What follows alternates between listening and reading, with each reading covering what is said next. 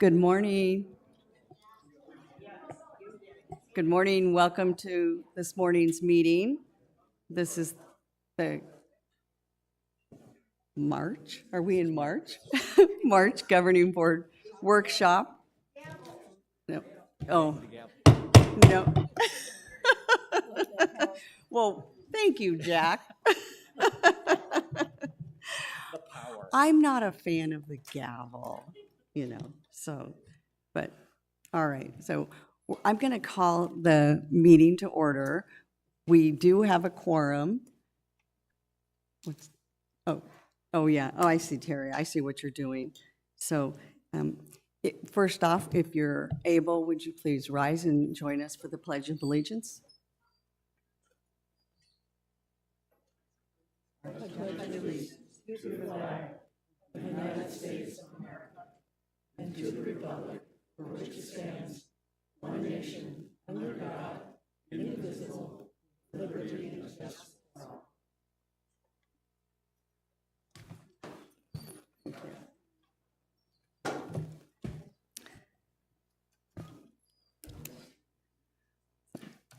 We do have a quorum. We have some excused absences with Mr. Rhodes being out, and of course, Mr. Hurley is out. We'll do a little bit of housekeeping before we get going. And this is a non-voting business meeting of the Governing Board, and according to the Arizona Open Meeting Statutes, Board Docs is the official repository for the Governing Board documents. Besides our bylaws and policies, you can also find the meeting agenda and any presentations to be used. Once the meeting minutes are approved, they will also be posted on Board Docs, attached to the original meeting postings. The board recommends looking at the agenda and attachments before the meeting. Board Docs can be accessed from the main page of the suncitywest.com website under the Governing Board Quick Link. As an open meeting of the Arizona Plan community, even though the Board Docs does not vote during, this is really all ran together in one sentence, so bear with me. The board vote, we will provide the opportunity for cardholder comments on the topic being discussed.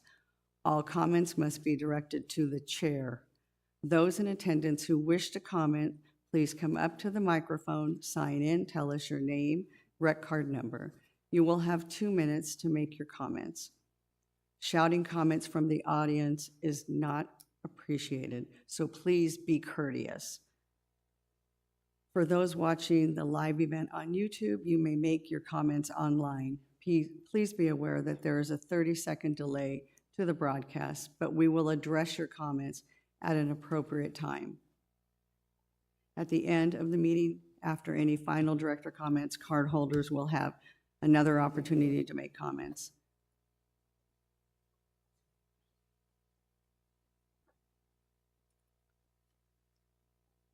So with that, we'll move on to 2.01 for the February 9th meeting for the minutes. If there are no additions, changes, or corrections, they will stand as written. Karen, they will stand.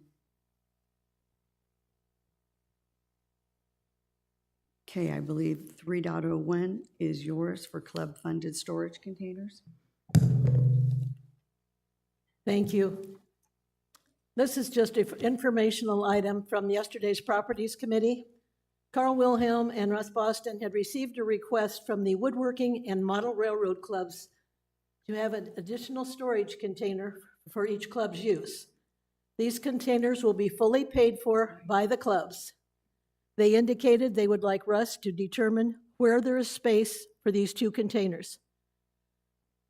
Russ recommended that these containers be placed at the Kuntz Recreation Center next to the Landscape and Theater West storage buildings. The Properties Committee on March 7 approved this location. No further action required.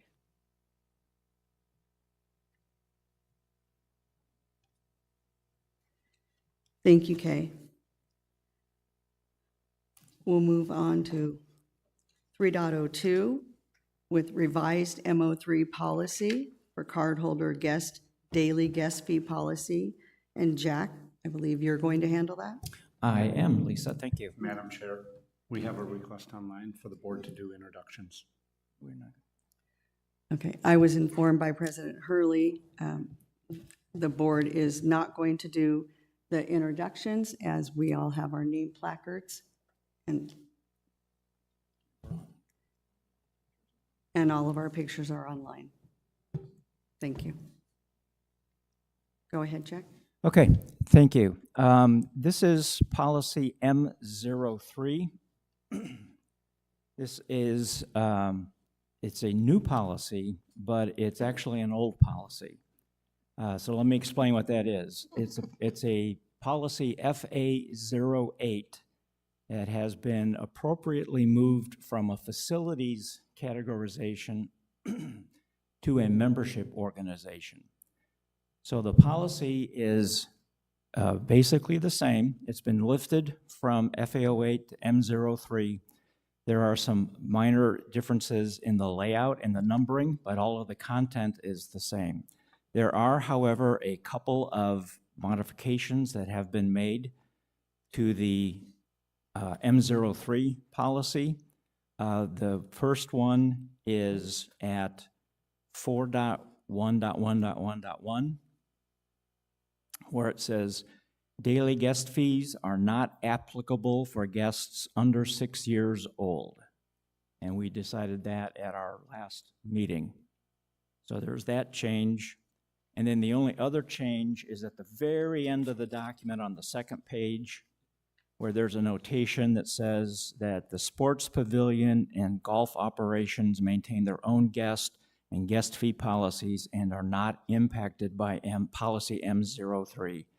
So the purpose of that statement is to make sure that those who read this understand that there are separate policies for golf, for sports pavilion and golf. Any questions on these? No. Okay. So are we asking to move these to the regular meeting for vote? Okay, so do we have consensus to do that? Yes. Yes. Yeah, we need, yes, Okay. we're asking for consensus to move this forward to the governing board meeting. Thank you. Okay, and the next one, which is agenda item 3.03, concerns a new policy statement M04, so it's a membership statement, and it is being done to support the creation, it's being done to support one of our bylaws. One of our bylaws is Article 4, bylaw 4.18.19. It says that the governing board shall establish and publish policies, rules, and regulations pertaining to the manner and extent to which tournaments, special events, and special programs involving non-residents may be held within Sun City West under the auspices of the association. The tournaments, special events, and special programs shall only be permitted if they do not have a substantial or material or adverse impact on the use of association facilities by owner members. This Article 4 was last revised on May 28th, 2020, so it's been there for almost 4 years. So what this policy does, it establishes the parameters by which open sports activities, leagues, or tournaments may be conducted by the association sports facilities and provides the authority to the recreation manager under the direction of the general manager with respect to the operation of such open sports activities, leagues, or tournaments. So these are tournaments, leagues, special events, and so on that are not club related. So they are outside of the club environment, and there are specific requirements that they have to fill. I'm going to assume that our board has read all of this already. Are there any questions from the board on this? I guess I should let you say that. And I'm good with that, Jack. Okay. Don't everybody ask all at once.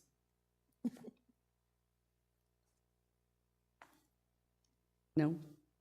Are we good? Terry? So we do have the next question is to move this forward to the governing board. We need consensus. Okay, we're good? Okay. Yeah. So before we move these two forward, do we have any questions from the audience on these two? If you'll come forward and give your name and rec card number, please. And Lisa, Director Vines, while I was, one thing I forgot to mention for the FA08 replacement for M03 is that if we decide to adopt it in our meeting at the end of the month, we will have to retire FA08. Thank you, Jack. Good morning. Good morning. Jolene Praskowski, 132268. Open sport activities. Can you just define that for me? I guess I don't understand. So if I'm reading this correctly, as a resident, I can have a tournament and it doesn't have to go through the club? Is that what you're saying? That is, open sports are those activities that are, those sports activities that are not within the domain of a chartered club. So currently, our bylaws and policies allow residents to reserve courts and to hold competitions. So we have a couple of clubs that are doing that right now. Correct. So the answer is yes, as a resident, you can sponsor a tournament, but there will be policies and contracts and fees that you will have to enter into in order to do that. And that's what is under the auspices of the general manager and the recreation manager. So these will not be, they will not be free. Okay, so you're opening it up to all residents to be able to have a tournament It is open that way now. now? Okay. So this is a way to help manage that and to make sure that things are done according to the rules and the policies of the association. Okay, great. Thank you. Any other questions? Okay. Having none, we will move those forward to the governing board for approval. And Jack, I believe you are still up on 304 for Charter Club RR&P Red Lions. I am. I'm going to go over to the lectern there. Okay.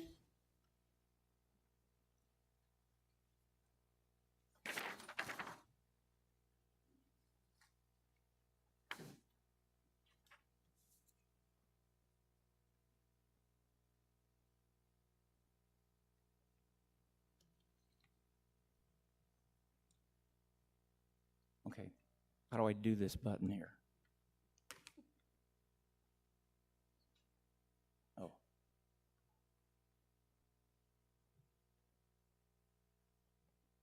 So it's the one. Oh, okay, press that one. Okay, so the purpose of this is, purpose of my session here is for the board to understand where we are with the RR&Ps. The Charter Clubs Committee has decided and consented that we are ready to move them to the governing board for their consideration. I'll go through just the whole background. I'm not going to read all 60 pages to you. Yeah, I know, it's, the 60 pages have been reviewed by the Chartered Clubs Committee and by the public. We had several meetings for that, and I'll go through that. But the packet is attached to the agenda. That we had a technical issue but didn't get it printed out. But there are two versions of the document that are attached to the meeting agenda. One is what we call the release candidate, and then there is the one immediately prior to that, which is the full redlined version, which is actually a little more than 60 pages because of all of the extra stuff that's in it. So what I'll go through today are why we went ahead and why the committee went ahead and did what they did. We'll talk about the authorization for the RR&Ps. why was such a thorough one done? And we'll talk about what the guiding principles were that guided the committee through this process in the summary, and then I'll ask a question at the end to approve the document. So per policy C03, the Chartered Clubs Committee shall continually assess the club's adherence, so all clubs' adherence to the Chartered Club rules, regulations, and procedures, and annually make recommendations to the general manager and the governing board for amending the RR&Ps. The reason I put this here, this should be obvious, but there are actually some people who believe that the Chartered Clubs Committee can just make up whatever they want and do whatever they want when it comes to these RR&Ps. That's clearly not the case. We're authorized to do this by the policies. And as I said before, the Chartered Clubs Committee consented to move it to this board today. Why was such a thorough RR&Ps revision done? Well, if you recall, the Chartered Clubs Committee had a few working groups in the last 12 months. There were the Tournament Leagues and Special Events Working Group, the Club Track Reporting Group, and the Space Utilization Requirements. All of those working groups informed the committee in terms of how clubs were adhering to the current RR&Ps, where some of the holes were that we had in the current RR&Ps, and also helped us with defining space requirements and those kinds of things. We also discussed this with the general manager, the recreation manager, and the general services officer. So we have the input from the leadership of the staff. We also did a review, the committee did a review of transgressions from the last several years in terms of clubs that have gone on and taken their own interpretation of the bylaws and the RR&Ps. And there are some clubs, it's led to a lot of angst amongst all of the clubs. I think that's probably the easiest way to say it. There's a perceived unfairness, perceived privilege of some clubs over others, that kind of thing. And the other thing that the committee wanted to look at is the fact that this is perhaps the first end-to-end review in 40 years of all of the RR&Ps. So the principles, the objectives and guiding principles that the committee followed for going through this review were to build on the 2022 revisions that removed the redundancy. They wanted to restate, and this is a very important one, the current RR&Ps in the preamble say that the RR&Ps are guidelines. Now, to my definition of guidelines and to the committee's definition of guidelines, that means that they are there to kind of make suggestions, but they're optional. The RR&Ps are not optional, they are rules. So that was the first thing that the committee attacked. The other thing that the committee did is put in there an authority for why these RR&Ps exist. Where does the authority come from the board to create these RR&Ps and to enforce them? Again, that goes back to a finding that said that there were many clubs found that the RR&Ps were just made up and didn't need to be followed. There were also a lot of confusing language, incomplete sentences, imprecise verbiage, all kinds of ambiguity that the committee addressed as well. Other principles, we changed the document style from that of a narrative, a storytelling type document, to a reference document. There are tables of contents, there's a table of contents, there are cross-references and links to external sources so that anybody reading the RR&Ps will be able to navigate all of the policies and definitions, that sort of thing from within the document. Another guiding principle was to turn the document into something useful for management. Again, a storytelling narrative type document was not very effective, so it was turned into a reference document. And one of the key components of what the committee did is to revise the RR&Ps without changing the ways that chartered clubs operate, nor unnecessarily burden or increase their administrative burden. So it was to try to keep things as much as such as they are, but without changing too much for them. One of the key changes to the RR&Ps is the participation language. The current RR&Ps state that it is a requirement that 75% of the membership participate on a regular basis. The statistics that have been collected from Club Track, and we've all talked about Club Track and its effectiveness, but it's the only source that we have. The statistics from Club Track tell us that participation, very few clubs, probably a handful of clubs, are even close to 75%. So there were two changes that are included in this revised document. One is that number was reduced to 50%. Statistics have shown that a majority of clubs were in the 40 to 45% attainment of participation during slow periods of the year. And the other change that was made, and this is a significant change, is that it's no longer a requirement, but it's a target. So because it's a target, that means it's flexible. It's a guiding number. By guiding, it can be optional, but it's no longer a requirement. So there's that pressure. That was one of the key pieces of feedback from all of the clubs, is that the 75% number was just too strenuous. It just was very, very difficult to achieve. So as a first pass, the reduction was made to 50% based upon the 40% finding, and it's obviously open to being reviewed every year after that. So it's hopefully that'll take some of the pressure off the clubs. Another key part of this was to introduce new content for disciplining clubs and club officers. Today's RR&Ps, the ones that are in effect now, have a club is to be disciplined. The only documented way to do that is what I call the nuclear option, which is to revoke their charter. There's nothing between 0 and the nuclear option. So the committee added language for disciplining clubs, because clubs can misbehave, as well as club officers. And there are two conditions under which club officers are to be disciplined. One is initiated by the club itself, and in the event that the club is unwilling or unable to discipline an officer, then it can be initiated by the recreation manager. So there are two ways to cover it.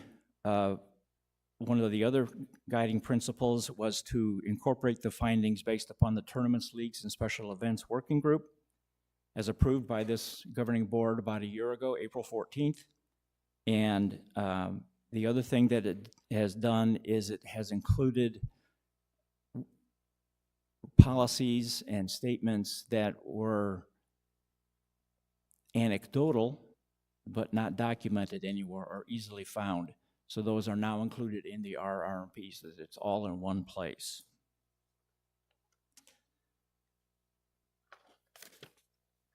So the process, so we started about, the committee started about a year ago with the current RR&Ps, and over a period of several months worked as individuals and as in non-quorum sized groups, so small groups of 3 or no more than 4, until September of 2023. So all revisions were consolidated and distributed for further review. Those of you who remember from 2020, when the RR&Ps were reviewed, at that time there were multiple authors on the document at the same time, and there was a lot of collisions of text and revisions and changes that people didn't know about. So the approach that the committee took was to have multiple editors but one typist. And so that helped the consolidation and distribution worked pretty effectively. During the course of this process, between April and September, there were 21 different versions of the RR&Ps that the committee worked on. So there was a lot of emails going back and forth, but it worked out pretty well to be able to get to where we are today. The RR&Ps were reviewed in publicly held meetings between September and December of last year. We took all of the feedback, put it into redline versions, and they were reviewed multiple times. We created 7 more versions during this time based upon public feedback, so we did hear what they had to say. The final document was accepted by the Chartered Clubs Committee on January 24th, and in January 2024, and the final proposed content was created earlier this year at the end of January, and that's what's called Release Candidate 1.1, and that's what's attached to the agenda for this meeting, along with the red lines. So, what changes were made to the RR&Ps?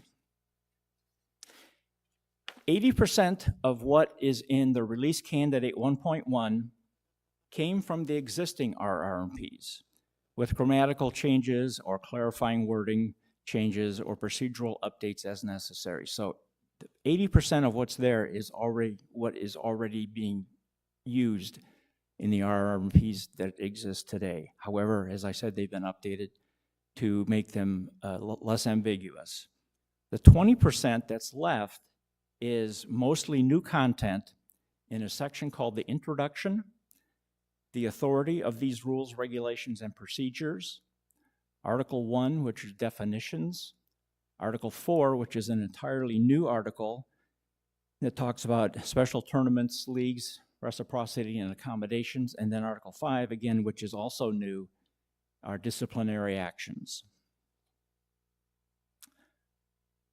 I thought it would be interesting to compare the current RR&P headings with the proposed revisions, and you'll see that they map pretty one-to-one with 3 or 4 exceptions. There's document change control, preamble are in both. The introduction and the authority of these rules, regulations, and procedures are brand new, so there's no equivalent in the current RR&Ps. The headings are basically the same, which changed from the designation of chapters to articles. So you can see we've got a one-to-one relationship between definitions, club charter, and membership. There is a new article, Article 4, in the proposed RR&Ps for club activities, special event, tournaments, leagues, reciprocity, and accommodations. That is largely a section that is to address things that have previously been undocumented or known anecdotally. So there's a lot of that has now been written. Allocation of space is the same. Disciplinary actions is a totally new section. Operations, safety and health, classes, and financial. So you can see that we've got the same basic structure of the current RR&Ps as they exist today.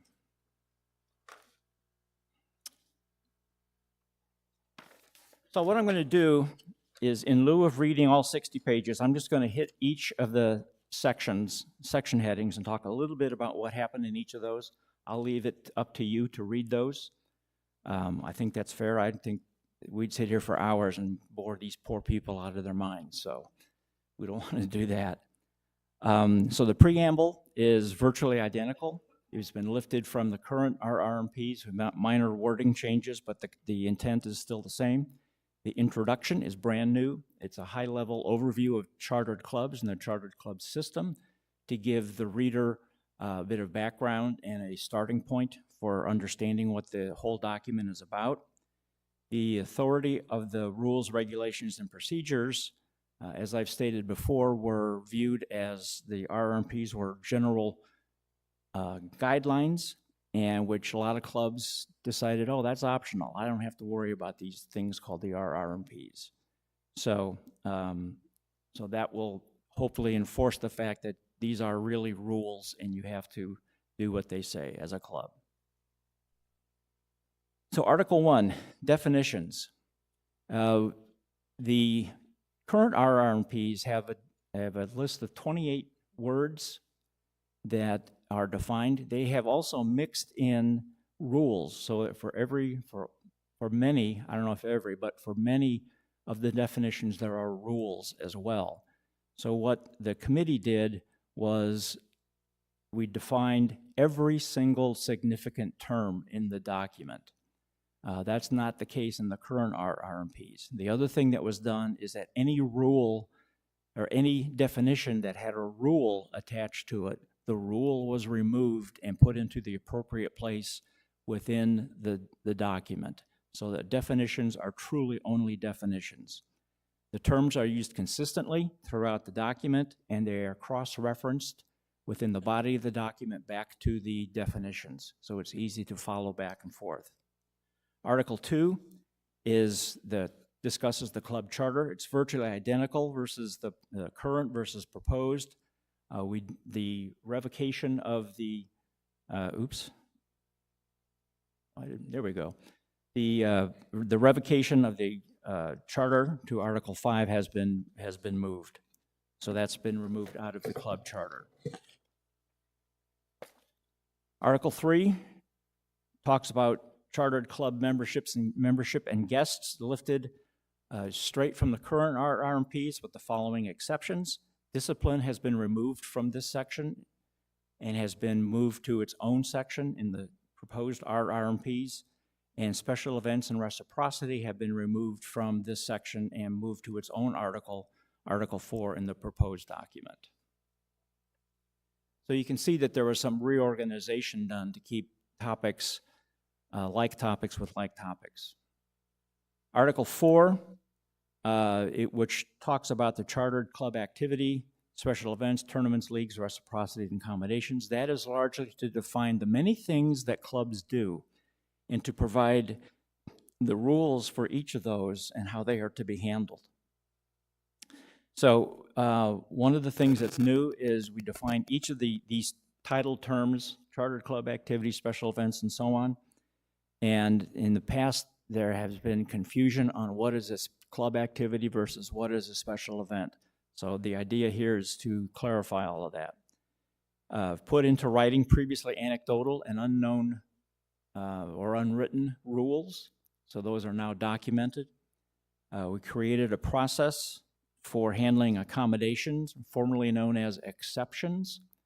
The reason for that is exceptions as they exist today last forever. There are no time boundaries on them. There's no definition as to which club they apply to. And if it turns out accommodations need to be ongoing, then that's a cue that perhaps that particular reason for that accommodation must be reviewed in a subsequent review of the document. And there's also been a reference to which forms need to be used and when. Before, clubs kind of have to figure out what form they need to use.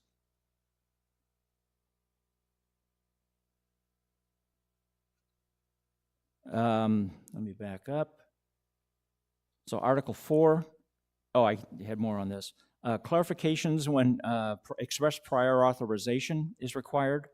Addresses commingling as prohibited. Commingling has never been allowed in the bylaws or the policies of Sun City West. They were allowed through a waiver process that was created some 25 or 30 years ago. The governing board, before that happened, the waiver process fell into disuse. So when it fell into disuse, the clubs that were doing commingling were in violation of the statement that says that our facilities are for the use of Sun City West residents and their occasionally invited guests. So in, I think it was 2022, I don't remember exactly when, but this board denied the waiver. So commingling is not a legal thing anymore for clubs. And we also, in this section, the committee defined how reciprocity works and the role that the chartered club has in achieving it, because that was not often clear to the clubs. Disciplinary actions. This is a new section. It came from the current RR&Ps Chapter 3, and there was a process in there for disciplining a member. That's the only discipline process that exists today. There are additional disciplinary procedures added for club board members initiated by the club board members initiated by the recreation manager when clubs won't or can't act, and finally chartered clubs initiated by the recreation manager. There have been many instances where clubs have violated the RR&Ps and/or their bylaws, and there need to be consequences for that, because that can have an impact not only on other clubs, but also upon the entire chartered club system. Other disciplinary actions, the disciplinary actions follow the same procedure in terms of notification of a disciplinary action, of the appeal process, the timing for things, how long what's the authority for clubs to discipline a person, and they are all modified to address the specific situation, whether it's a club member, board officer, club. So that's all been accounted for. And as I said before, the only form of discipline that exists today is to use the nuclear option and revoke a club's charter, which oftentimes that's not commensurate with any violation that they might have had. Allocation of space, lifted directly from the current RR&Ps. It's been updated to reflect how current participation rates when space rental fees go into effect, and its clarification language. Article 7, lifted directly from the current RR&Ps, updated each subsection to improve the clarity and precision of the language, expanded the officer types as practiced by some chartered clubs. That is, each club, there are some clubs that choose to have co-officers, co-presidents, co-vice presidents, and so on. So that was expanded to include that. It's also expanded to limit it. There are some clubs that have as many as 4 co-officers. So for each of the 4 officer positions, they might have 4 people. So that's a total of 16 people running a club. And there has to be a more efficient way of doing that. So, so that was addressed in there. We added language about having open meetings. That's not currently in the RR&Ps. Executive meetings are currently not in the RR&Ps, in handling and storing confidential records. Right now, there are no rules or guidance or anything on how to do that. Article 8, which is safety and health, lifted directly again from the current RR&Ps, made enhanced verbiage and clarification, pointers to association policies and forms, and other cross-references, as well as reference to state of Arizona statutes. Getting to the end here, Article 9, classes, contracts, etc. Again, lifted directly from the current RR&Ps, clarified so that to reduce the ambiguity and conflict. One of the big things that was updated here is when contracts are and are not necessary. That's always been confusing for clubs. So this has been clarified. We raised the threshold value from $300 to $500 for when to formally inventory equipment and assets, and defined how chartered clubs are to request changes to their designated or shared space. That's another process that has been not well understood. And the final one is Article 10, which is financial, again, lifted directly from the current RR&Ps. The committee recommended, it's a recommendation, it's not a requirement, it's a recommendation that there are clubs that have substantial assets and inventory, that there was a recommendation on how to They should create a reserve fund, much as we do for our association.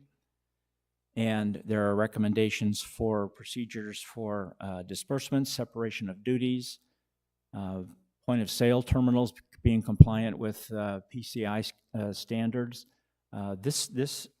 While this sounds like it may have been a very clear or very obvious thing that clubs should do in terms of handling their money, you would be surprised at what some of the clubs have done. There have been instances where club treasurers have gone to their bank and increased their credit limit or the ability to use a club card from, a small amount to upwards of $10,000. So there's the need to separate things and to have multiple signatures on checks, those kinds of things. So the idea is to try and quash some of that up front before we have some true violations. So before I ask for document approval, I thought I'd have discussion with the board and see if they have any questions. I'm going to let the committee members go first. So Christine, do you want to start? Sure. Okay, thanks. First of all, to the entire committee, my thanks as a member. This has been even more than a year, as I recall. Lots of work went into this. And it's, in my experience, progress, not perfection, right? So this was perhaps not a 100% perfect process, but it was held openly, and thanks. So just a couple of questions, because I have not read, again, today, the most recent version end to end. I apologize. But could you give us on, you mentioned, I'm looking at the actual page number, but you said that there were a few anecdotal processes. This was under the revision objectives and guiding principles. Any way that you could just top of mind, Jack, give a quick example of one of those anecdotes that we being your committee, tried to clarify? If not, I'll get it when I read. I just didn't know if you'd give an example. So I'll give you a very common one is when it has to do with contracting. When contracting is or is not necessary. When there is a contract is necessary when a club wants to have a provider come in and do instruction or teaching or something to that effect. And that's a CR8. CR8 is not necessary when clubs want to bring in a caterer. However, the caterer must have on file a liability statement, and they must have been approved by the recreation center to make sure that they follow food handling compliance, those types of things.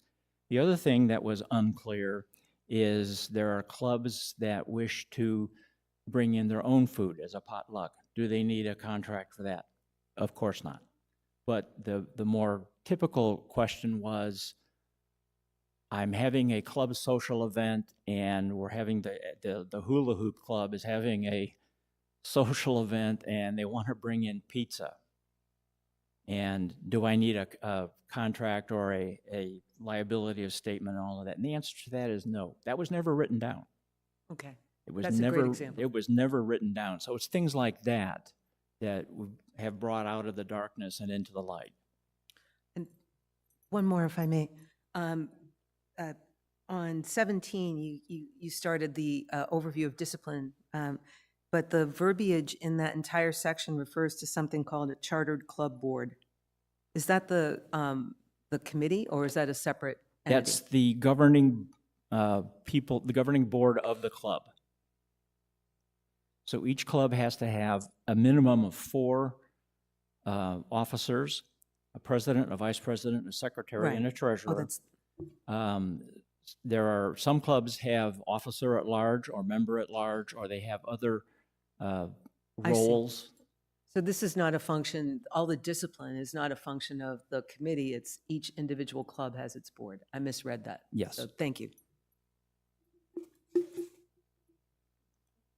Anybody else? Okay, First of all, I see some very overworked faces in this audience who put a lot of blood, sweat, and tears in this project over a year. So my greatest compliments for your persistence in seeing through something that had been long neglected. So don't think it wasn't observed, appreciated, and admired. So the only question I have is that during the time in the summer when you were having your work study groups, were those sessions all held on rec center property? Because they were non-quorum sessions, they do not have to be held on rec center property. Okay, thank you. Anything else, Kay? That's it. That's it? Great. Okay, so my last slide is, then based upon this, the committee would request that the governing board move the release candidate 1.1. Jack? I violated a rule. No, well, no, I think we just need Oh, to we got it. ask the audience Okay. if they have any questions. Lisa, can I ask a question, please? Of Sorry, course. Jack, I'm a little out of order here. No, it's okay. From time to time, it's rare that I ask questions. From time to time, I get calls from club members or officers regarding the use of Robert's Rules of Order in their club setting. Can you clarify, please? There's nothing in the RR&Ps, either current or in the proposed ones, that say that Robert's Rules of Order must be used. However, Robert's Rules of Orders, and Bonnie will keep me here, but Robert's Rules of Orders are used so that leaders can run effective meetings, and it's highly suggested that they use Robert's Rules of Order, but be aware that Robert's Rules of Order are not the end-all, be-all, but they are certainly a tool that we encourage every club to use. Thank you. Is that okay? Does that answer? Great. Bonnie, would you like to weigh in on that as our parliamentarian? Madam Chair, I have a question, if I may. Of course. For this, you are using articles, and a concern is that if you see an article, you won't know if you need to look in the bylaws or in the RR&Ps.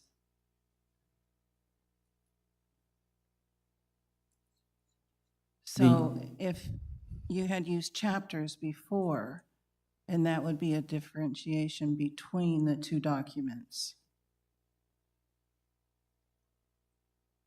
Yes, but I guess I don't understand the confusion, because the RR&Ps, in order of precedence, are before the bylaws. No. No. Club bylaws. Club bylaws. Okay. My concern is that if you see Article 2, Section 1, you will not know if it's referencing the bylaws, not of the club, but of So the what would you recommend as a better word? chapter, which is what it was before. You used Chapter don't- 1, Chapter 2. I'm looking at the committee. That's okay with me. Yeah, I see heads nodding. Okay, we can change that to chapter. Thank you. Thank you, Bonnie. And Jack, you're gonna, okay. Okay, so do I need to defer to you to ask the question, Lisa? Because that's what I would yeah, like to do. Yeah, actually, yeah, I think you should just ask me, and Okay, then Lisa. I'll ask or I can just ask the committee, it's okay. Please. So I think what you're going to do then, I'm going to ask the committee that based with the correct, Jack will make the correction to chapters, and then he'll bring this forward to the governing board for approval if we have your consensus to do so with that correction. Yes. Yes, yes. I'm seeing heads nod all the way around. Okay. Okay, Thank you. Two quick things, if I may, Madam Chair, and we have comments online. Okay, and you know, I'm sorry, I did ask for audience questions, but then nobody jumped up, so I'm now going to go back to the Thank you. audience and ask them, because nobody did jump up, and so then we went to Karen with her question, so I'm going to ask once again for the audience to please come if they have any questions. And then Christina, I'm sorry, then we'll read the online questions. Perfect, thank you. Okay. Thank you, Madam Chair. Mhm. And if you please give us your name and rec card number. My name is David Bennett. Rec card number is 137887. I want to address commingling. Commingling, there's a rule against it, and it seems to be set in stone, like because it's a rule that people like. I asked several times to find out what the meaning was or why it was established originally, and nobody has ever clarified that for me. In the case of softball, and perhaps pickleball and tennis as well, there are great advantages to Sun City West to allow commingling in softball. I'm talking specifically because I know more about that, not the other two sports. When we had commingling, every time we played over at Sun City, it freed up time and space at Sun City West for more leagues, more time of the day. It put less wear and tear on our facilities, which means those facilities last much longer. And when that was denied, I no longer can play co-ed because we didn't have enough people sign up at Sun City West for softball co-ed teams to form a league. And my over 70 league that I play in, there's 2 divisions, there's 3 teams in each division. And so we're playing the same 2 teams over and over again for 6 months. Softball's fun, but it's not as fun if you have bigger leagues, if you've ever played in league sports or anything. It's more satisfying when you have more participation. Also, you form friends over there. But at some point, this body was lied to, and they said the people came from Sun City, came over here and didn't pay anything. Their facilities, which they're updating, multi-million-dollar facility update right now, is going to be great. And we need to find a way to reestablish that for these sports so that we can save time, money, make it more enjoyable for the people that do this. Thank you. Thank you, Dave. I'd like to respond to that. Go ahead, Jack. So to answer the question, why did commingling come about? You have to go back to the origin of Sun City West and the softball league, wherein there weren't enough players in Sun City West and perhaps even in Sun City. So there was a decision made by the then governing body. It may not even have been a governing board. It could have still been when DevCo owned the company, owned the property, and they came up with the idea of let's let the groups commingle in order to have a usable softball program. Over time, as more and more residents in both communities began to play softball, the original reason for having commingling, which was to kick the program off, no longer existed. So that's one reason why commingling is no longer appropriate. Another reason is that Sun City West clubs may only have Sun City West cardholders. Therefore, teams from Sun City West clubs may only consist of Sun City West cardholders. And that is within the bylaws and the governing documents. Another thing is that the governing board in 2011, I believe it was, said that our facilities can only be used by Sun City West cardholders and their occasionally invited guests. Commingling is not invited guests. Now, the comment you made about the governing board being lied to is untrue. That is flat out untrue. What you're describing is the mixing of Sun City residents and Sun City West residents in the case of softball, or another age-restricted community in Sun City West team members. That's what is prohibited. What is not prohibited is reciprocity. Reciprocity allows you to play here with Sun City against in the case of softball, a Sun City West team, or to play there as a Sun City West team. You can still have the same friendships. You can still talk with the people. You can still meet with them. There is nothing that would prevent you from doing that. You do not need commingling to do that. The facilities are paid for, these facilities are paid for by Sun City West cardholders. And with reciprocity, a reciprocal team does not have to pay. That's part of the deal with reciprocity. They can come over at no charge. So there should not be any impediment to playing with Sun City teams in the case of Sun City West. Now, Sun City made the decision on their own that they no longer wanted to have reciprocity with Sun City West. That's out of our hands. We cannot force them to have a reciprocal agreement. That was their decision. So what I would suggest is that if you want to have reciprocity with Sun City softball team, that you get with your peers on their side to work their management to agree once again to have a reciprocal agreement. But that is up to the club to do that. Right. Sure. Yeah, fine, thank you. Sure, go ahead, Dave. Again, Dave Bennett, 137887. Basically, you're still going back to the same rule written in stone, that commingling isn't allowed. And what you said was it was allowed because there weren't enough players at both places to have leagues and things. It's still the case today with co-ed. I can't play co-ed anymore. I played it for 2 years. We can't get enough players over here. They don't exist to play co-ed, so you took co-ed away from me.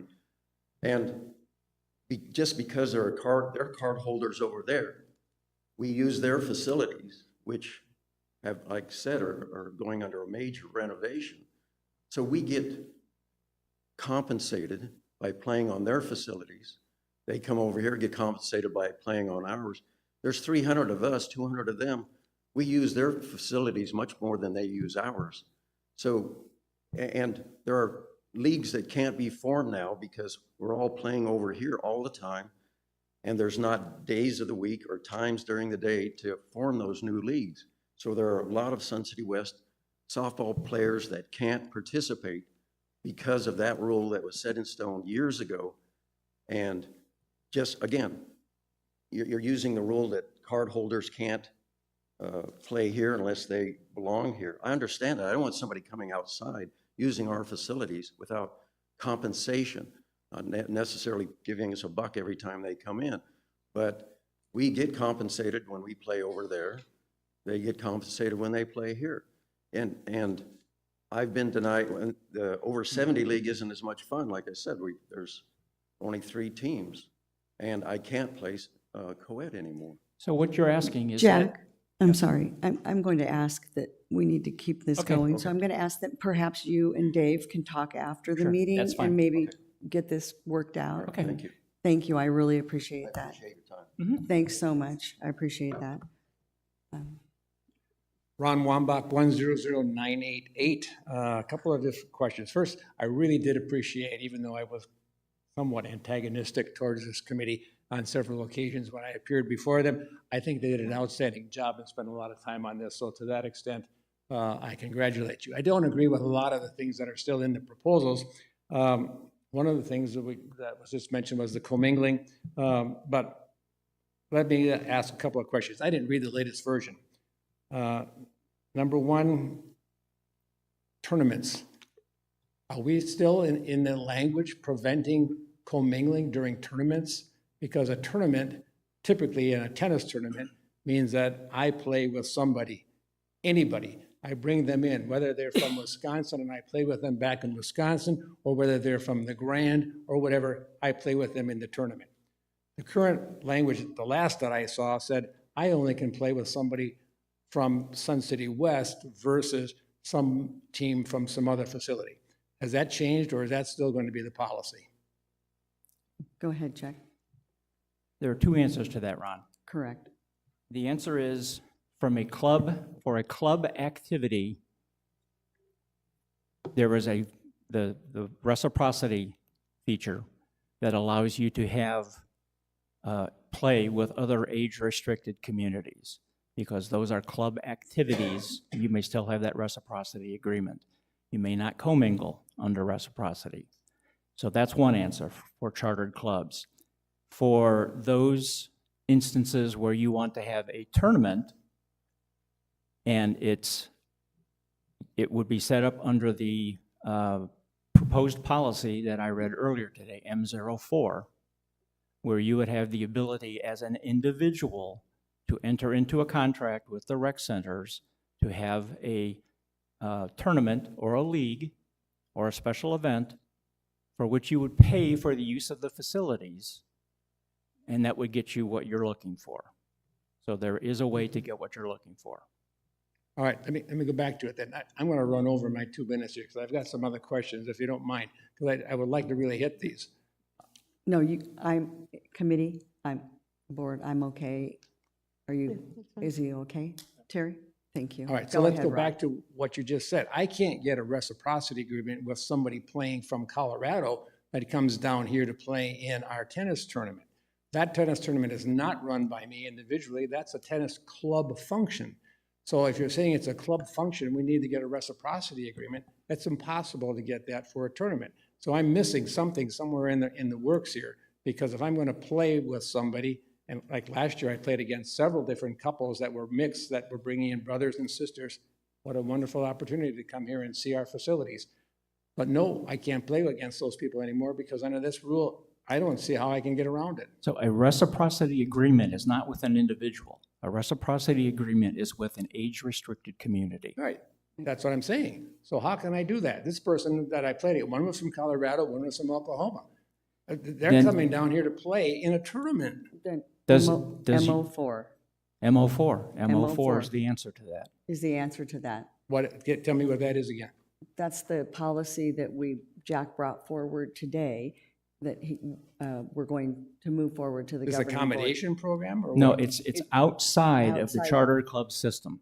Outside of the Okay, charter so that clubs means for what, the tournament tennis play. club cannot hold the tournament? I have to do the tournament as an individual, or what? Ron Wambach would enter into an agreement with the rec centers so that you can do what you want, which is to have people come from other places and have that tournament. It's no longer a club event at that point. So for 37 years of having this tournament sponsored by the club and bringing in as a charity club, you're saying, no, you can't do that anymore.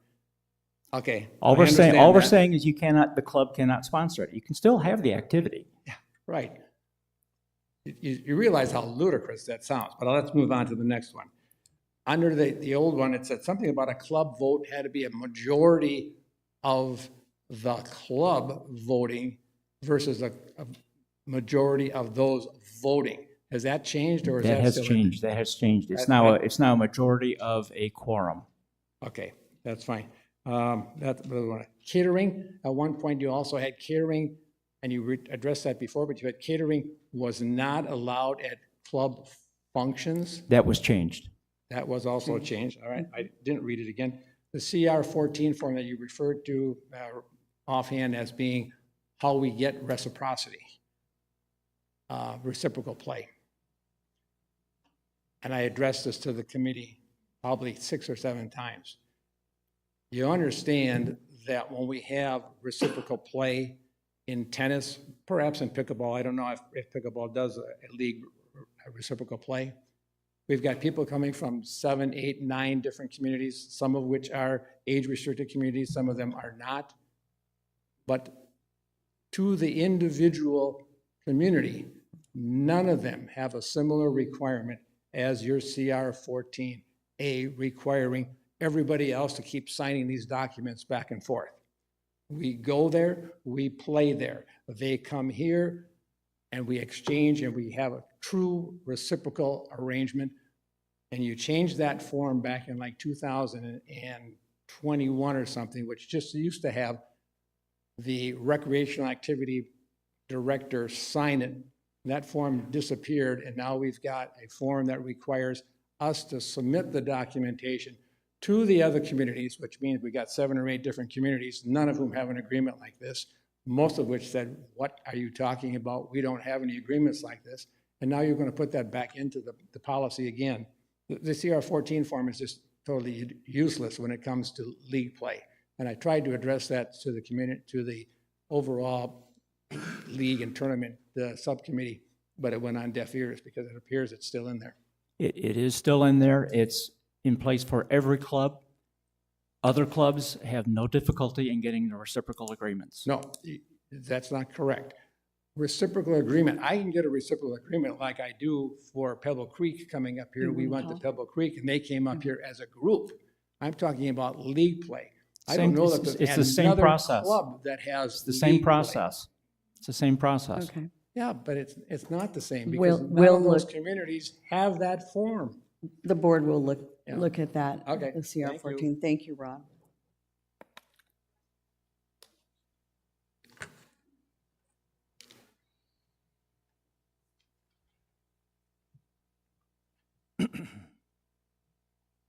I have Jolene Piaskowski, 132268.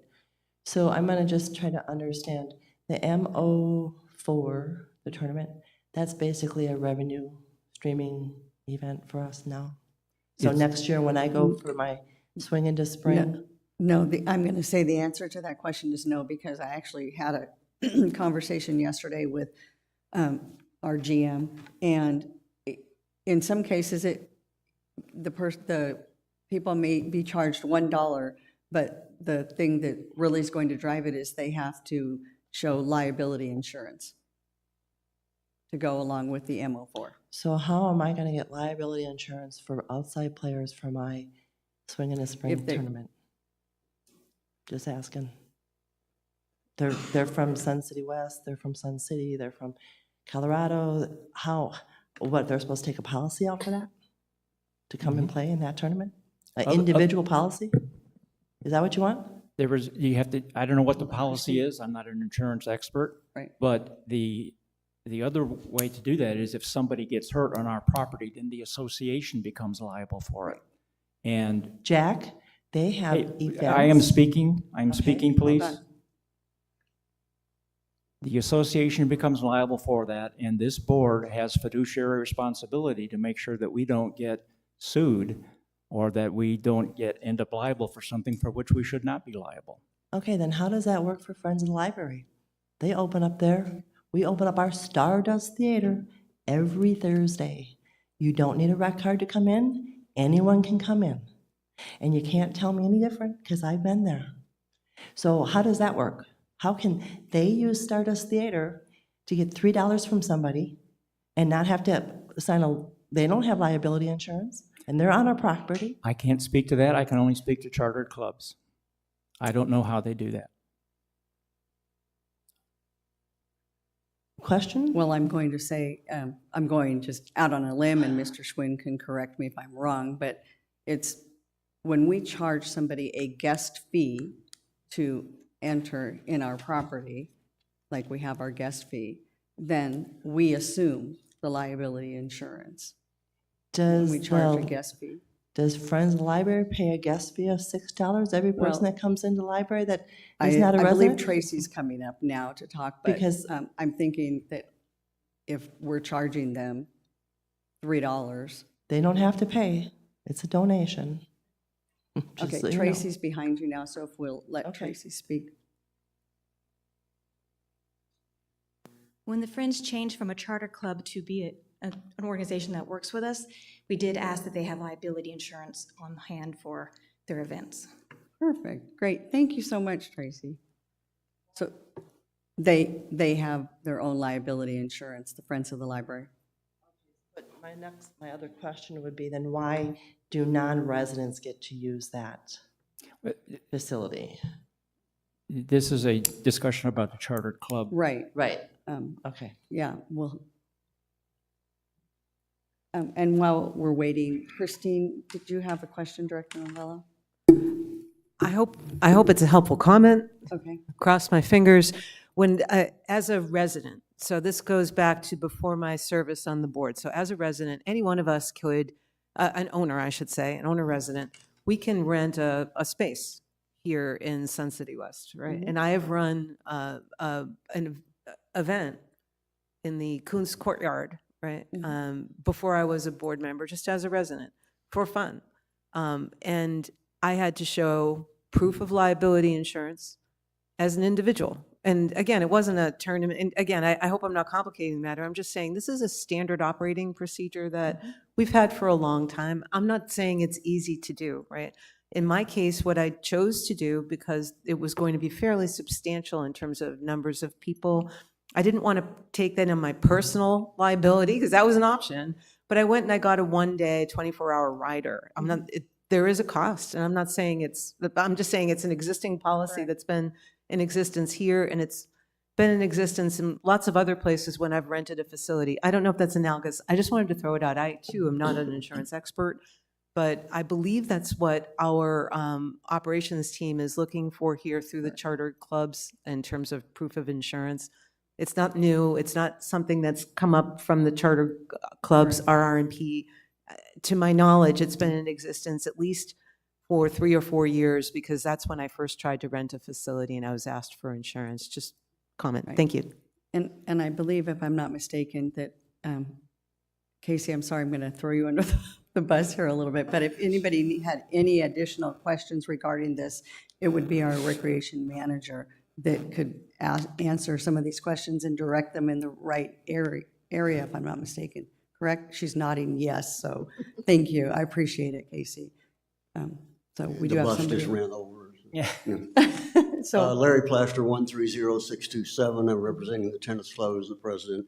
I just want a couple of clarifying. We've hit these a couple of times, Jack. From what I understand, the new MO4 policy, all external tournaments like our SIS tournament would now fall under that policy as a special event. Is that correct? I believe that's correct, yes. Okay. If I understand what your tournament is. Yeah, I mean, it's outside tournament. It's always been a club-sponsored event. The club members set it up and we run it. But now you're saying that's me, the president, it would have to be an individual event as a special event, run it the way we've been doing it. Okay. One other thing that we've said repeatedly when we talk about, and now you're calling them inter-community tournaments or inter-community leagues, that these have to be with other age-restricted communities. And in all of the wording, it says identifiable members of age-restricted communities, which would imply that we have, every time we bring another team over to play at our facility, they have to show us their ID card and prove that they're a member of that community and they're the right age. That makes absolutely no sense. Why would we do that? The other age-restricted community is responsible for assuring that people that play on their team meet their requirements. Why do we require anything else? It's fair because all of our members have been identified. There have been instances where communities have brought in ringers who are not actually residents of those communities. Now, we're not suggesting that you have to, grill everybody with, hot lights and rubber hoses. Well, then how do we do it? Get a list of the players that are coming, and they have a rec card number or some identification number, something equivalent to our rec card. If you're good with that and they've confirmed it, then you're set. Yeah, most of them are not going to do that. One final comment on the reciprocal agreement.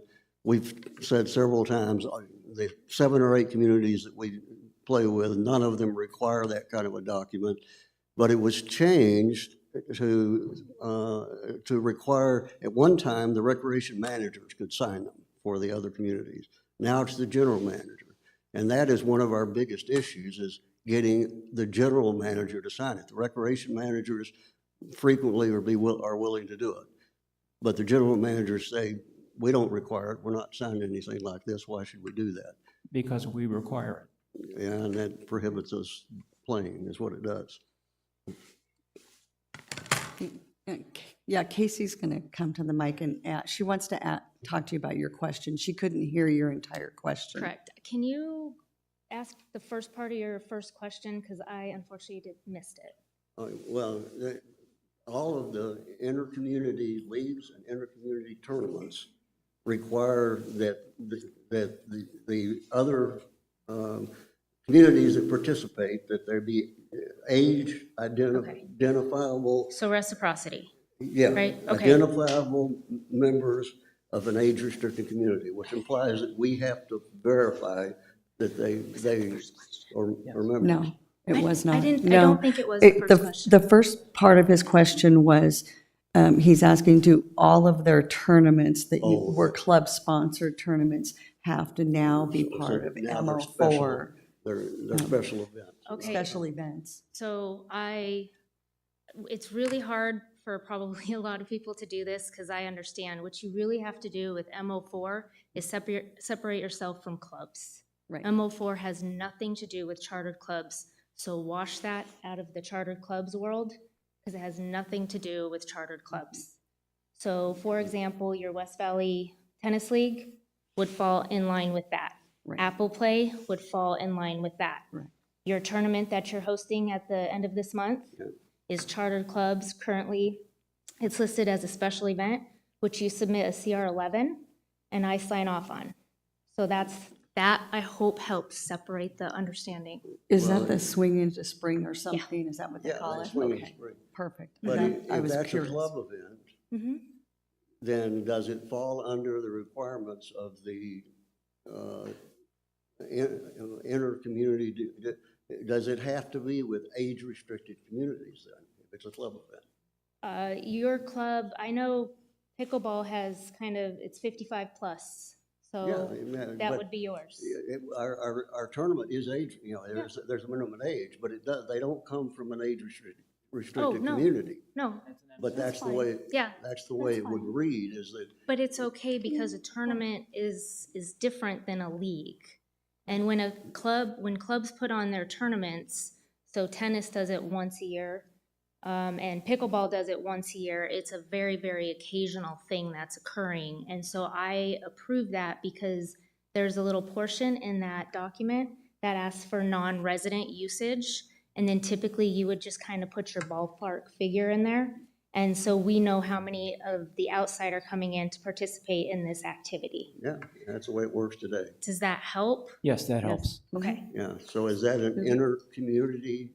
Well, we no longer use the terminology inter-community. It's Oh, either internal or external. Oh, you changed it back to We changed it external. back, yes. That's better. Great. Thank you Thank so you. much, Casey. I appreciate it. Okay. David Bennett, 137887. I'm not an insurance expert either, but before you can play softball or even practice, they have us sign an individual liability waiver. So I don't know if that's a way to go or if that's legal, or I mean, I don't know anything about it. But thank you. Thank you, Dave. Okay. Okay. Got questions online? Any online questions, Alan?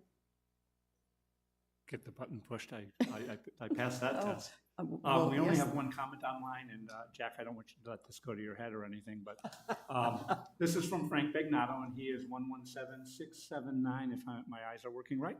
And he says, I do not recall any board member ever working as hard or putting up with so much resistance as Jack Leary has had, and he thanks you. Oh, thank you, Frank. Lord. That is the only comment we have Jack. online. I don't know if your head's going to fit through the door. No, the hard work was, Yeah. I was the typist. The hard work was done by the committee. Right. They are the ones who poured their hearts and souls into that, so I thank them. And thank you for getting us over this hurdle. Thank you. So Karen, if I'm not mistaken, I think the board already did the consensus to move Move it it. forward, did we not? Yes. Now that we've been through all of this? Okay, so we're good there? Thank you. Madam Chairman, just one quick, for all of us on the governing board again, and in respect to all of this hard work that we've just provided kudos, the onus is now on me and all of us to read every word of this document, the red line version as well as the release candidate, and come prepared to make that, Yes? right? Do we all have time, sufficient time, between now and 2 weeks from now? I just want to make sure, if there's anyone with a concern, this is the time to speak now or forever hold our peace on that point. We need to be prepared and ready. I am, but. Some of us attended all of Jack's meetings. Yes. Christine. And I believe most of us attend those meetings online because we're not allowed in the room, right? To Oh, be no, right. I But was at them in person. yeah, yes, I know. But out of respect, that's all again, my profound thanks, and we all have some reading to do. At least I do. And We I- all definitely have some reading to do, make sure. I would make your encourage you to notes. read the current RR&Ps as well. Yes. Some more absolutely. homework. I mean, I believe Jack and his committee took the time, gave up all their time to do all the hard work, so I think in the next 2 weeks, we can certainly do our due diligence and the reading. Oh, welcome, Jack, I think you have to go back to the podium. Good morning. Good morning. 101560, Phyllis Schott. I have not ever stood up here. I wish it was 3 minutes because I stutter. Oh. Anyway, Take your time. I want to thank you all for clearing some things up, making some things a little muddier. And I would like to just remind everybody, we're all residents of Sun City West. We paid in to come into this community. I was a master gardener for a number of years here, brought in people from Surprise, Sun City Grand. They loved us, whatever their age was. I think we all have to remember to be flexible about all of this. If the tennis club has younger people coming in that are almost retired, now we have people that are deceased from the tennis club that now their daughters and their sons are coming in. They're retired now, and so they're doing what their mother and father did. I guess I just want us to, when we do the laws and the regulations and whatever, to be flexible. That's really all I have to say. Thank you. Okay, thank you. And Thank I you, will Phyllis. say, this document is not perfect. The committee could have continued to work on it for months and months and months, but at some point you have to either, put up or shut up. And it was time to bring this forward. The document that each year the Chartered Club Committee is obligated to review the RR&Ps, and they can be revised again as we learn new things that work, things that don't work. So yes, they're in place for right now, but Casey has, assuming they're adopted, it'll be up to her and the general manager to implement them. And if they find issues, then they can be fixed by the next Charter Clubs Committee. Thank you. Thank you, Phyllis. So next up, we have 3.05, the fiscal year 2024-2025 proposed capital budget with the March revisions. And in place of Carl Wilhelm, you'll notice it's going to be Cliff, our CFO. Welcome, Cliff. Thank you, Director Vines. Before we get started, Take a breath. Have some- Martin, can you cue the hot lights? And I'm going to grab my rubber hose under here. Started here. No, just kidding. I brought my big stick with me today. Okay, so I'm going to roll through the capital improvement budgeted capital improvement list. And just not a lot of changes here. I just want to highlight the changes that we've had since it was last presented. I will note that this was presented at the Budget and Finance Committee, Chartered Clubs, and Properties Committees. And it'll be continued to be presented as it changes throughout all the other committees and throughout the next 30 days or so. So with that said, we've got our new capital list here. We had talked a little bit about the guard. I don't like to call it a shack. The guard station. Monitor station, okay. So we wanted to give some more insights to the monitor station that's being presented in the new capital budget. With that said, we wanted to point out that in this budget, we have a monitor budgeted for certain times a day at pickleball and certain times a day at tennis. So we don't have budgeted hours past what's currently there. So I just want to point that out. So with the building of this monitor station, we do not have additional hours budgeted for monitors to monitor the area. And then I know there's some discussion and some talks with clubs maybe to have them monitor during the club periods, which could actually save some money in the operating budget moving forward. So I just wanted to point that out for everybody. Okay, so moving down into the R&R section, the non-golf related R&R section, we had one change, or a couple of changes. The first is in our landscape department, we've reassessed, Todd and his team have reassessed the equipment there, and we find the need. We were actually able to take a vehicle off our repair and replacement reserve study and decrease the amount requested there to $57,000. We will not request a replacement for that vehicle, so we've taken that off. And then moving a little further down, in the past we've handled all of our IT needs that were under $50,000 with allowance funds, and to provide a better transparency to the community, we decided to put those in our reserve study moving forward. So those will come up every year in the reserve study section of the capital improvement requests. And so this year we have 3 RDS service. This allows us to deploy our POS system at remote locations that aren't specifically tied to this building. And these servers are aging out, and we're requesting $29,000 to replace those 3 servers. Down in the golf section, there's a lakeshore project at Trail Ridge that we've added here to the reserve. It's in the reserve study.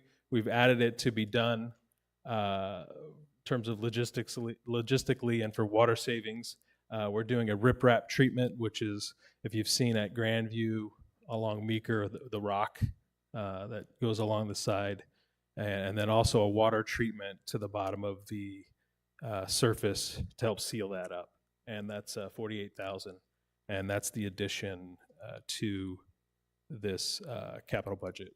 In total, $10.3 million, roughly $600,000 attributable to new capital, and then $420,000 attributable to allowance money for unplanned items, and the rest attributable to repair and replacement. That's my update on capital, and I can answer any questions, hopefully. Thank you, Cliff. I believe Jack has a question. So my question is that a year ago, at about this same time, we got hit with an $89,000 charge for server software that for some reason had not ever been in the budget until a month or 2 before it was due. This year, we're getting hit with another $29,000 for something that has been aging, which both instances make me think that I just have to wonder about the planning that we're doing for our IT systems, and why are these coming up as last-minute requests when they should have been identified 6 months ago when the budget was first started? What is am I missing something here? Yeah, so we do have our IT equipment scheduled. In the past, it wasn't scheduled on the reserve study, so we would use allowance funds for those. I believe those were SQL licenses last year that were requested. I don't have the details around that. However, with these 3 servers, again, they are scheduled.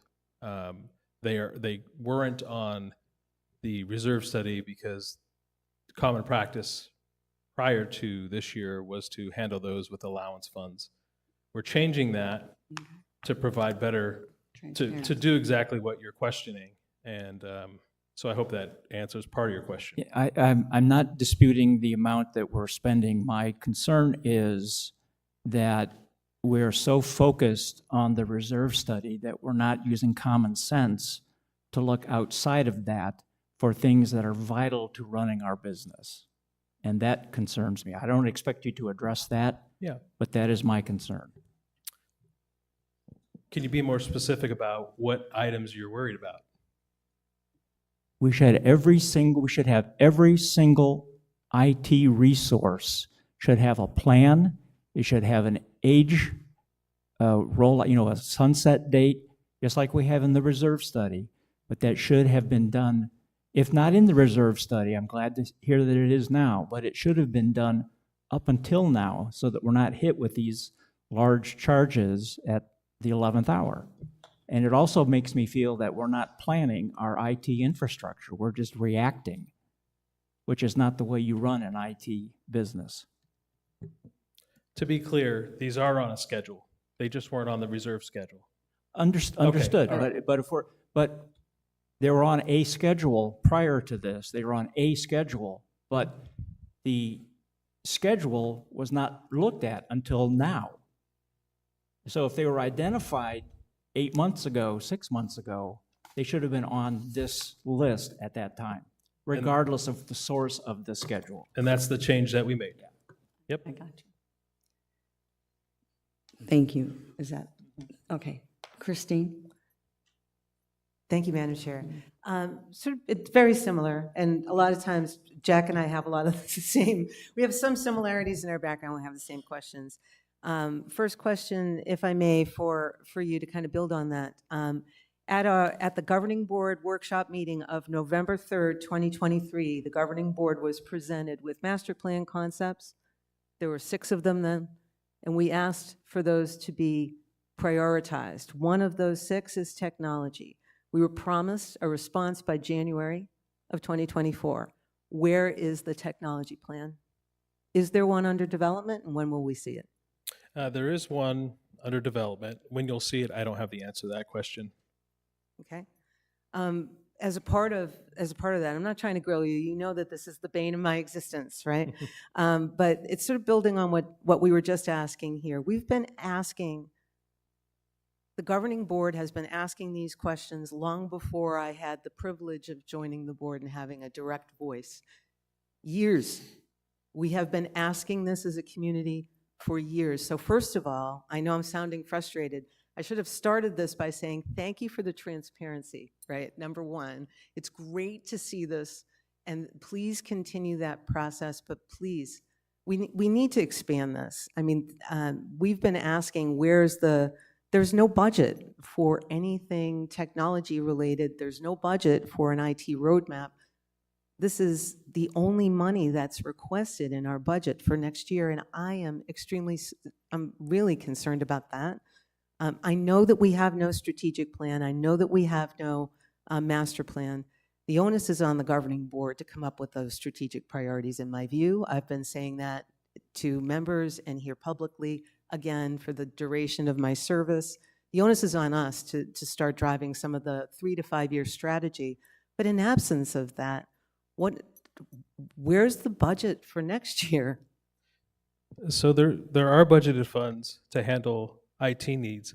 A lot of those funds go right in the operating account because they're not capital items or they're not reserve study items because they don't last for 5 years or they don't hit the dollar amount threshold. So rest assured, we haven't done, I would say we can do a better job of presenting what that strategy is.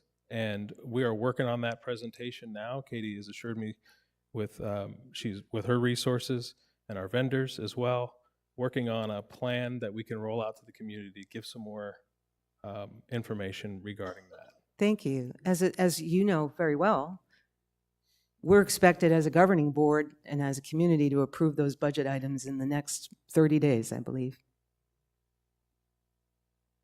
It's a little late. Just making an observation. Thanks. Thank you, Director Novello. And anybody else have any questions for Cliff?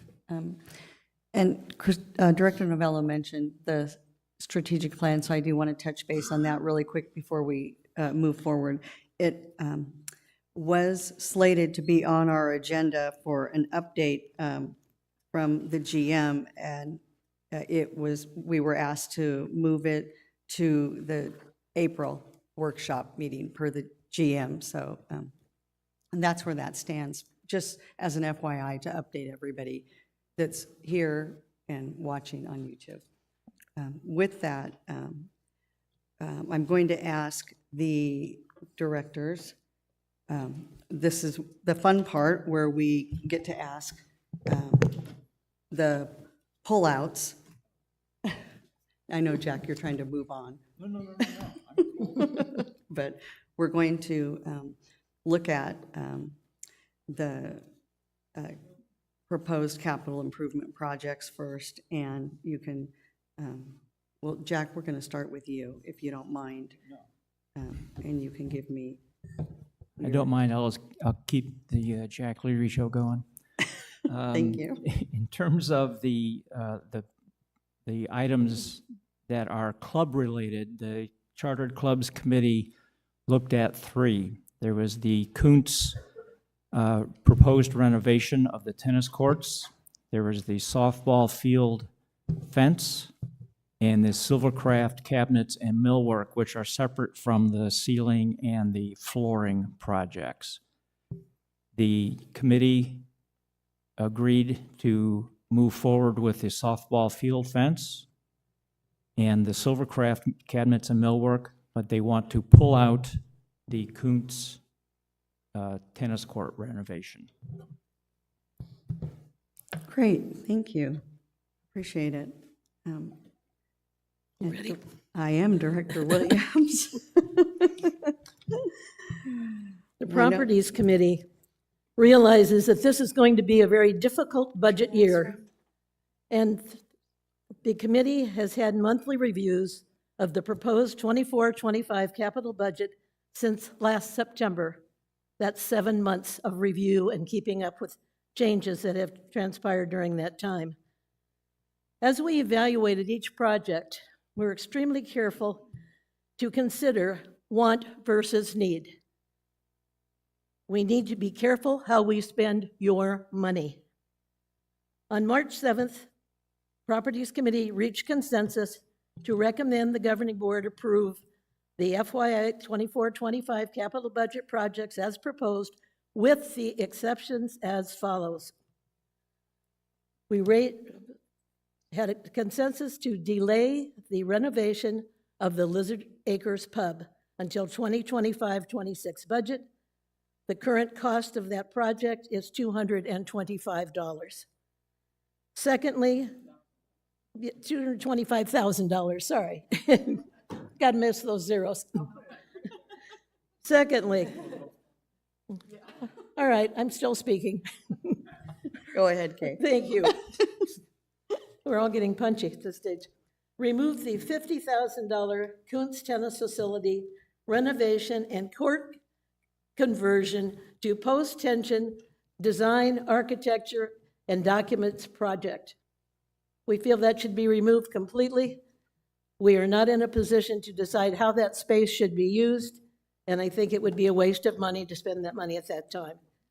The next item, to remove the $100,000 library expansion, design, architecture, and documents project and renovation. Again, this needs a lot more work before we start spending money without a lot more planning and involvement with this board and with the community. And last but not least, we recommend delay until the 25-26 budget, the replacement of the softball field fence at a cost of $495,000. If these items are adopted, this results in a savings of $870,000 being proposed for the next year's budget. Thank you. Thank you, Director Williams. And Director Novello, you're up for Budget and Finance. Thank you, Madam Chair. It was the direction of our Budget and Finance Chairperson is, of course, our Treasurer, Dick Rhodes, who's out this week. And so I had the pleasure of chairing this, our meeting on March the 5th. However, our direction from our chairperson was that we had another month, therefore another meeting at which to reach full consensus. If that's not the case, then I can at least report what we identified at the time, with the apologies to everyone who attended or watched the whole 3.5-hour marathon. The committee, I'll do my best to read out. Our meeting minutes are not final yet. They've only been drafted, but we did discuss our preliminary pullouts and intended to reach fuller consensus at our meeting on the 19th. Shall I read out now what we've done to this point? No. Okay. It would have to be a complete recommendation from your committee, so. Then at we'll this have, point- just so that the governing board's aware, we'll have, we agreed at our Budget and Finance meeting to reach that full consensus and recommendation at our next meeting, which would be the 19th. So we will still have it sent to you through our chairperson, Dick Rhodes, at that time. Great, thank you so much. So I want to remind everybody that I know people are hearing the directors and what their recommendations are from their committees, and I want to remind everybody that these recommendations move forward to the governing board for it gets voted on at the director level at the May meeting for pullouts, or later in April we'll decide what gets pulled out and what stays in. So this doesn't mean that things are automatically being pulled out right now, just so everybody is aware.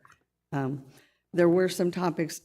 I attended the properties meeting, and I do want to share a couple of things with people. I did talk with Carl briefly yesterday, and I believe, if I'm not mistaken, and Russ, you can correct me if I'm wrong, but you are having a specialist come in to look at the softball fence before our next meeting, and we'll be getting a rundown on that. So we'll know where we stand with that fence, because it could potentially be a safety factor, and I myself am concerned about that, because Carl and Russ did an outstanding job. This fence originally started at over $700,000 and is down at $495,000.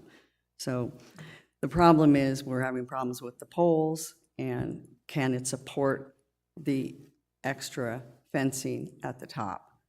And so we need to look at that. This has to be done. And so from a safety standpoint, down the road, do we want to look at the weight? The weight is a potential lawsuit down the road, or do we do this? So this is something we need to look at. The other thing I wanted to touch on, well, now I lost my notes. So I guess we'll just move forward, Cliff? May I speak to that? Of course, Director Williams. Okay, what you've just heard is total news to us. We were not informed of that at the Properties Committee yesterday, that they were going to out and get a specialized person to come in and reevaluate that.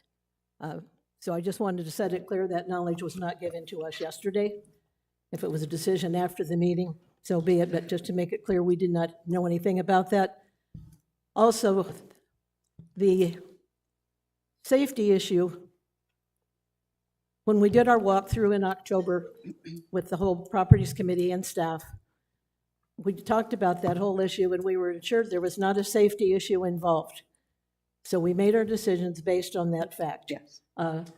The fact that there have been 2 poles recently that need to be reinforced was a solution to the problem at the time, and I requested from Russ the cost of that repair was done by our staff, and that was under under $100. Goodness, numbers all mixed up. numbers. Under $100 to do that repair. $100 to do a repair versus $500,000 is a big difference. So it is something we do need to pursue. Not saying it can't happen. Right. The other thing you should realize is that there is a project to be a part of that field for the following year's budget. And Aware. if that is done in that budget, we'll have to be tearing up a lot of the stuff we are putting in now. So the other reason for our suggestion to continue it was that both of those major projects on the field be done at the same time. So just a little background. Yeah, correct. At the meeting yesterday, I heard all of that. And I think we're asking Carl and Russ to carry the burden of repairing those poles. And, That's already been done. right, no, I'm saying, while it may have only cost $100, do we want to put that burden on them and have that responsibility? And how many more poles are going to continue down the line to shear in half while we wait several more years till 2028 is what we're asking, to wait till 2028 and to do the turf.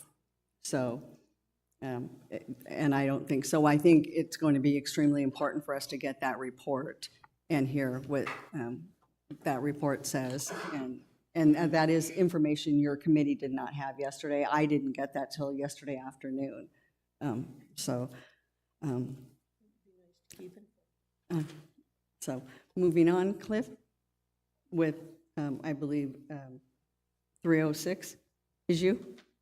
Yes, ma'am. Thank you, sir. Madam Chair, there's a comment online. I'm sorry to be disruptive. No problem. our Go previous right item. ahead.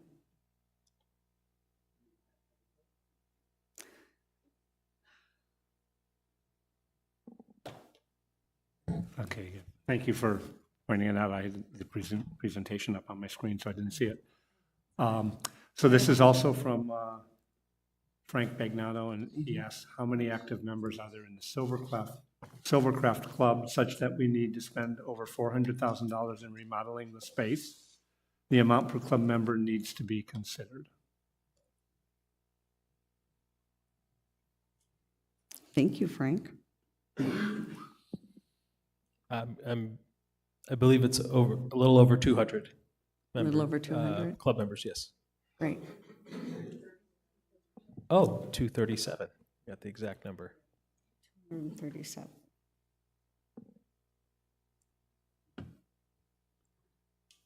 Okay. So, and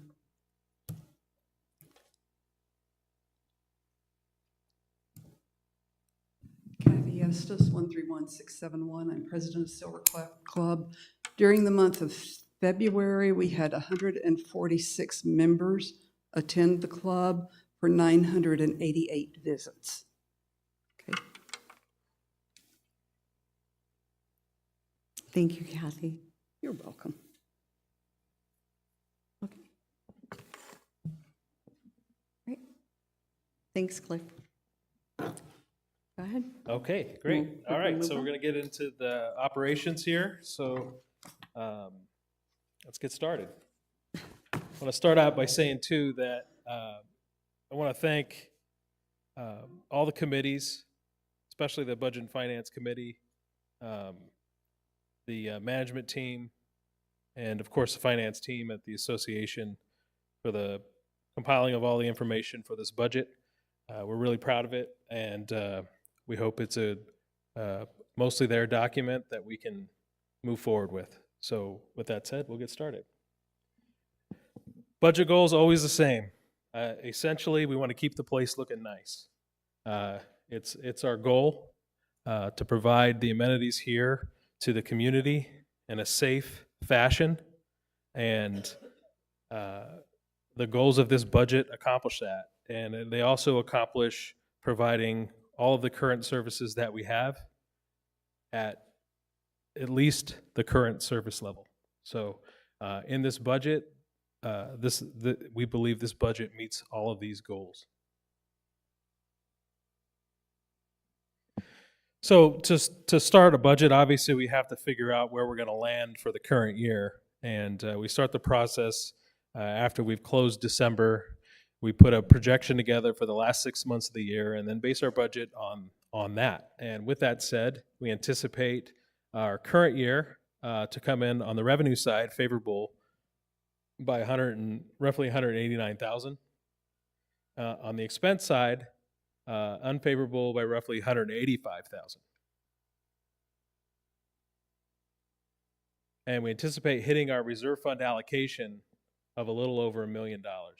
So money from operations going into the reserve fund of roughly $1 million, which is what we had budgeted. So we anticipate hitting that in this budget.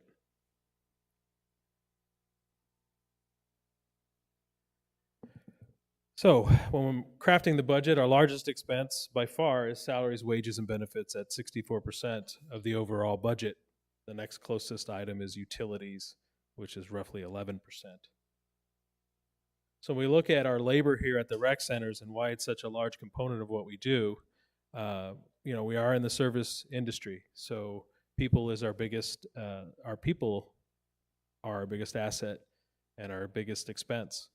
And with 4 divisions and 33 departments, 92 unique positions here, 489 employees in the budget, 197 of which are full-time, 292 of which are part-time and seasonal, that work approximately 618,000 hours annually to keep the place going and up and running. We have people here 24/7. So when we look at the different cost centers that make up those hours, golf by far at 44% is the largest cost center in terms of how many hours we spend of that 618,000. Recreation comes in second at 33%, and then general and administrative and sports pavilion come in after that. General administrative is that's kind of a catch-all bucket, but in that is our GM department, our governing board department, human resources, information technology and media, our maintenance department, so Russ and his team are in there, our membership, and our CC&R department, and rounding out is the best department, the finance department. So, we have the challenges with labor. A lot of those have been consistent over the years, and we still have those same challenges. How do we attract people to come here? How do we keep the people that we have? That's all done through management and cost, labor costs. So those are the things that we have to consider and that we've considered in this budget. So when we look at wages and benefits, our largest expense, we're budgeting a 6% increase overall for wages and benefits. So that 6% or 1.1 million is broken out accordingly in this fashion, and 955,000 of it is attributable to wages, payroll, taxes, and retirement. So everything directly tied to payroll, I put that in a bucket of 955,000. 440,000 of which is for non-minimum wage employees, and that 440,000 is built within that is a merit increase that goes effective every year, January 1. We go through a process where we evaluate our employees, and then we assign a certain percentage as a cap, and then they get a percentage of that percent based on how they grade out in terms of how they did for the year. So, and we put that into place January 1 of every year. So within that 440,000, we have money allocated for that. That 440,000 also allows us to address any market changes or job changes or compression issues that are a result of minimum wage. So, for example, if we have a starting salary that's a starting graded job that starts at minimum wage, we have to increase everybody who's at the bottom end of that minimum wage scale up to at least minimum wage in that graded job. okay? So that would be an example of a compression issue. Another compression issue would be that someone would be who might be directly above that person in terms of the organization chart, might create an issue between a difference in pay, because minimum wage comes in, this year came in at 7%, we've allocated 3% in the budget. So if we have an issue there, we also have to take care of that. So those funds allow us as well to do that, because everybody doesn't get a 3% raise because you get a grade. So there's money left over within that, and we use that to address those issues. We also, in the 955,000, the impact of all the raise increases will also impact, because our retirement is generated based on a percentage of pay, so that the retirement fund will have to be funded by an additional 38,000 as well. So that's built within that 955,000. 180,000, we have four additional FTEs in this budget compared to last year's budget, and I'll get into the details on that. But 180,000 is attributable to those four additional people, full-time equivalents, not people, but full-time equivalents, which is more than four people. And then 255,000 is of the 955,000 is attributable to our minimum wage employees. So we've budgeted a $1 increase for minimum wage coming out effective January 1, 2025. This year it was 50 cents. The prior year it's $1.05. So we're not really sure how that shakes out, but we're budgeting at a $1 increase. And of course, whatever it's mandated, whatever it comes in at is what we have to do. And then there's 80,000. We had a presentation at Budget and Finance. Encourage you to watch it if you like to get into workers' comp insurance and how safe we are and some of the things that go on around here. We had a great presentation by Levitt and Touche, Brian Wilder. He represents us as our broker, and our workers' comp insurance is Copperpoint. But we've got some tough years on our EMOD, which, without getting too in the weeds, dictates how our increases come in year over year. And we got some sins from the past that we're still paying for, but we are trending in the right direction. But that increase has an impact of 80,000 to this budget. Okay, and then the other benefit in wages and benefits that's not included in the 955 is our health insurance, and we anticipate this year the HR team, Kirsten and her team, and Love and Touche did a great job with. We actually went to market and were able to secure a very small rate increase, which was great. It was 5% this year. So we have to, of course, budget that for next year, but we're going to budget another 15% for the last half of next year and assess that as we go through the budgeting process. But we have that in the budget. The impact of that is 150,000. So when we talk about the increases and we look at our wage structure, attached to this presentation is a very detailed list starting at division, and then within those divisions, the different departments, and then how many employees we have at each one of these pay types: managers, supervisors, salaried, full-time, part-time, and minimum wage, hourly. The categories of managers, supervisors, and salaried, those are all exempt employees. Okay, so we have 41 exempt employees. All right, the rest are hourly employees. So when we take a look at our positions, I put in within that what percentage each one of those types makes up of our structure, as well as what percentage of the payroll increase is going to each one of those types.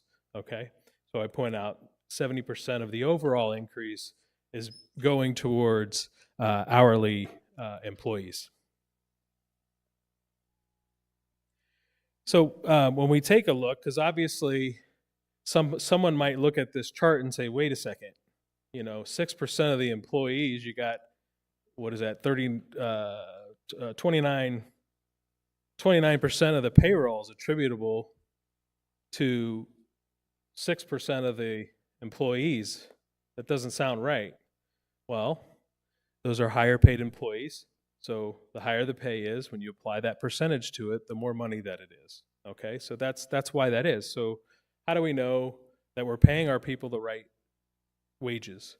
Okay, so we do a survey with Employers Council every year, and they group us in with 3 other states, Colorado, Utah, and Wyoming. All right. Within this survey, they surveyed over 200 organizations with almost 85,000 total employees distributed throughout those organizations. And some of those organizations have multiple locations and all that. So, but we took part in that survey. They condensed all those employees down to 1,003 job descriptions. So we took our job descriptions, aligned them with what their job descriptions were for the jobs that we had. And we studied that in terms of what does our pay look like compared to Employers Council. So we did it a couple of different ways. First, we grouped it together by cost center. So building maintenance, golf operations, you know, and where do we sit in terms of how do we compare to Employers Council when it comes to average wage? So we took the average wages in each one of these cost centers of all the employees and compared that to the average wage of Employers Council. At the end of the day, we fell 17% below the average for Employers Council, or we finished out at 83% in total of Employers Council average. Okay? Now, I'm not standing up here and doing this so I can ask for a raise this year, okay? I promise you. But I want to provide insights into how we're set up, because jobs are more than about, you know, where you work isn't only about what you're paid, okay? So we know that through studies. We know that just our personal experiences, okay? So we've got a great benefits package that sits on top of this, okay, that helps that. So we've done a really good job of keeping our employees. We've done a really good job of being able to replace employees compared to the market. So this is important, but I wanted to show just kind of where we sat to set some type of level of understanding of where we are in terms of salaries. But I also wanted to dispel any thoughts that maybe the higher end employees are a greater percentage of, or an abnormal percentage of the average. So what I did is I broke it out by our different job grades. So we have multiple jobs, we have multiple positions within these job grades, which is made up of multiple people. But when you take our job grades, you can see by grade how we sit in terms of the Employers Council average wage. So of course it ties out to the 83% or 17% below overall, but just gives you some insights into how we're set on each one of those job grades. I will say, typically what I found when I went to the job grades that were closer to the employee average, the Employers Council average, most of the reason for that, either A, it's a very competitive job that we're trying to fill, or B, we've got some tenured employees here in those job grades that are going to be at the higher end of our job scale. Yet still, you can see where those grade out in terms of and how they fit in terms of the average Employers Council wage. So just to give some more insights into this, I broke this down by managers. So I took our managers and for manager positions. So within this job grade, managers fall between 29S and 23S. We're 86% overall, but I will say, kind of what plays into this, we talk about the tenure of employees. So our average manager has been here. So if you take our management team, our average years of tenure is 11 years, which is incredible. It's double what the national average is. National average is 5.5 years, okay? So even with tenured managers, we still fall below on salary scale compared to Employers Council, all right? If you take the rest of our pay scale and look at it, the average tenure of all of our employees, or the non-managers, is 6.4 years, which the national average is 3 years. And if you compared that to the actual type of business that we're in, you would find that we're even better than the average. So just wanted to give some more insights there, but that's kind of how we rate in terms of employers' council. So I talked a little bit about the FTEs and the change. So last year we budgeted 293. This year we're budgeting 297. So we started out in 2021 on this 5-year trend at 322. So we look at those divisionally. Of course, we break out golf maintenance and golf ops, even though that's one division, but we just like to give the insights into that. We're coming in at budget at every division except for golf maintenance. We're adding an FTE. And for the rec centers, we have 3 overall FTEs, and there's a couple of movements within that. So let me get into the details of that. So golf maintenance, pretty simple. We added an FTE. We added a greenskeeper. Okay. On the recreation side, we had a bunch of different movements. I don't know if you were involved with the budgeting process last year, you'll know that we pulled some janitors out, or some FAs / janitors out of the budget last year because we had started using subcontracted services for that. It didn't work out for us, okay? And eventually we added those janitors back to the payroll. The offset to that was the decrease in expense in outside services. So we need to put those back in the budget. Last year, late fall, we had some landscapers leave, and from our landscaping department, which is in the rec division, not to be confused with golf maintenance, but landscaping, which is all the facilities, the properties around here that are non-golf related, that landscape team. We had 18 in there, and I believe we have 12 or 13 now. But we didn't replace those because we found that those employees, we found that it was really difficult to. That was a high turnover area for us already. And B, we found that we could manage those areas with outside services. We can manage them to a savings to the association. So we decided to do that. But so those are not in this budget. However, the funds for the outside services, landscapers at $3,600 for 50 weeks in the budget. And then back to the janitors. To better manage those janitors, it's hard at night when there's nobody here. There's a team of 15 or so people that are cleaning these facilities, and we've got a supervisor, or a lead, who has to who's in charge of making sure those people are doing their tasks. But one of the things that person is also in charge of is if someone calls off, he's got to fill in that area. Which happens very often. And we don't have the right type of leadership at night. And that's really our biggest problem after going round and round with Carl and his team. I asked a ton of questions. Hey, are you sure this is the right way? I mean, should we just sub it all out? Should we have 2 leads instead of 1? And we went back and forth. And ultimately, this was the best solution because he has that higher. This gives us that higher level person that can do the handoff in the morning. And I'm talking. This is from 9 p.m. to 6 a.m. So when our other supervisors come in, we'll have an actual handoff where that person will be able to describe and talk to the supervisors about what was done, what needs to be done, if there's any safety issues, if there's any maintenance issues that need to get taken care of. Those janitors will have somebody that they can go to relay that information, and then he or she will also be able to hire, fire, get the right people in those jobs.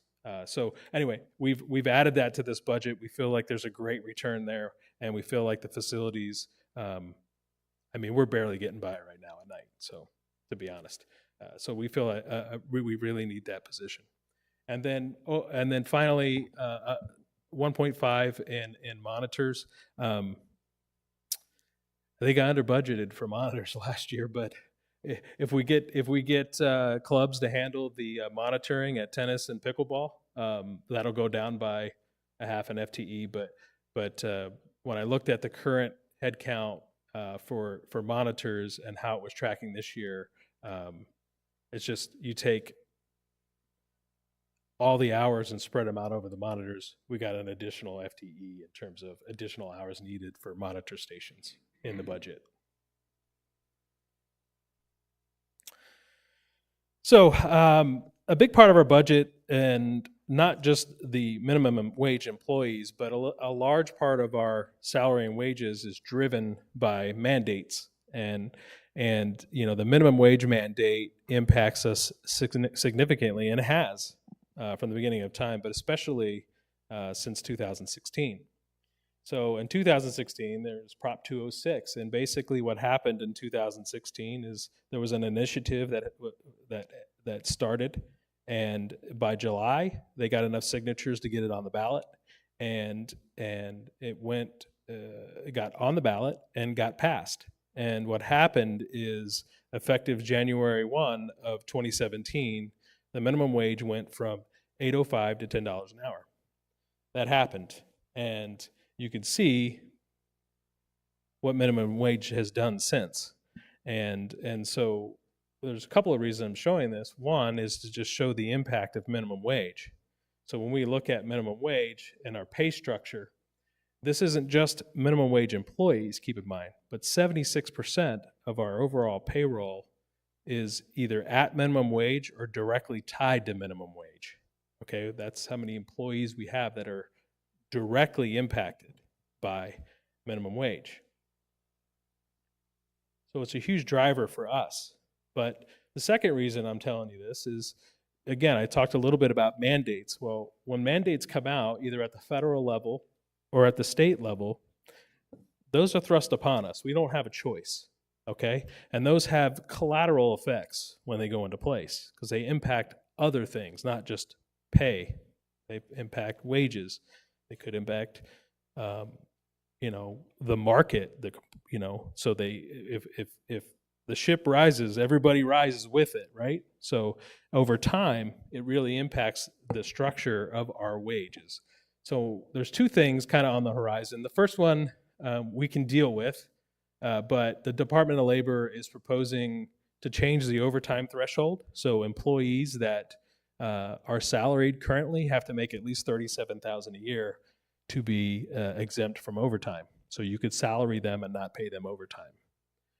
We have employees in that boat that are salaried that don't make 37 a year, but they make less than 60 right now, some of them. So the proposal is going to change that threshold from 37,000 to 60,000. So that's going to impact us. Manageable, but it does. It's just a mandate that impacts us. The other one, and more significant, I'll get into right now. So there's a current, in the process of getting signatures. So just like when Prop 206, it went out for signatures, and it has to get a certain number of signatures, which is roughly 280,000, to get on the ballot to be voted on in November. All right. So the first proposal is that out for signatures is that if it gets put on the ballot, the proposal is that the minimum wage would go from the current rate of $14.35 an hour to $18 an hour, effective January 1. That's this proposal or this initiative currently. So, we find out in July, we approve our budget in third week of May. Those don't line up, right? So what do we do about that? How do we prepare for that? So we're discussing that at Budget and Finance, okay? And we're looking for some input in that. So we're thinking about what that would do. Personally, I'm hoping that there isn't a big appetite out there for that, based on how inflation has really took root and how expensive things are right now, but could happen. Yeah, so at the top of this page, you'll see there's a number. It says 1101/2024 is superseded by 1102/2024. Well, when they proposed when they started this initiative, they started another one, which supersedes this one, which isn't as impactful, but still impactful. And what this one says is that if they get the signatures, it'll go on the ballot and it'll supersede the other one. So if they both get signatures, this one wins, which is a better case for us, but still something we have to think about. This one states that we would have our normal CPI increase to minimum wage, so the dollar or 50 cents to a dollar that we put in the budget, but it would add an additional dollar for the next 2 years to whatever that number is. Okay, so essentially taking it up an additional $2 over 2 years. So phased in for the $2 plus the regular CPI increase, which you'd eventually get to it would probably get very close to $18 an hour over the next 3 years. So yeah, so phased in over 3 years versus a one-time shot. So this is something we have to, again, consider, and we're talking about that now. So what would be the impact of those? So I kind of modeled out the $18 an hour. And so $18 an hour, we have 489 positions in this budget, okay? 455 of those positions would be impacted. So in this budget, the additional funds that are in the budget for next year, this is in addition to that. So this is after that goes into place. We would still be impacted at 455 of our positions. Because think about it, I mean, it's going up $2.65 from $15.35 to 18. So that has an impact, and how that kind of distributes out. There's, basically, 444 hourly positions that would be impacted, and then even of the 41 salaried positions we have would be impacted. Now, they might be impacted by an additional 50 cents, but it would still reach into even to our salaried employees. So 11 of our 41. And then the total impact of that would be in this budget, if it went into play January 1 at $18 an hour, that would be an increase of $825,000 to the budget. So something we have to think about, and then again, a whole full year would be double that.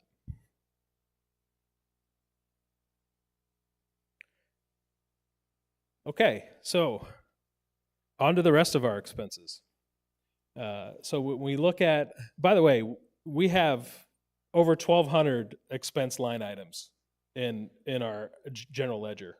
When we look at the budget, we have over 1,200. So you think about all those different departments. Pretty much every time you have an expense, you have to put a department for each expense. So there's a lot of line items in here. We have over 1,500 GL accounts when you look at revenue and expense. So there's a lot of moving parts. There's a lot of pieces to this.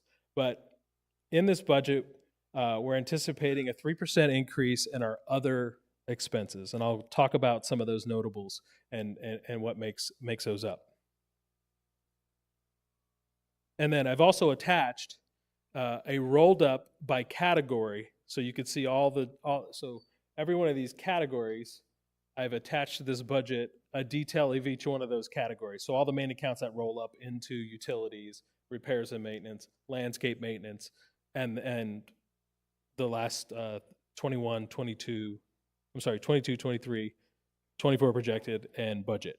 So that's attached to the budget. If you really like to get into the numbers, it's in there for you. So just some of the notables I'll talk about is overall 3% non-payroll. That was kind of our baseline that we started at and finished at. Kind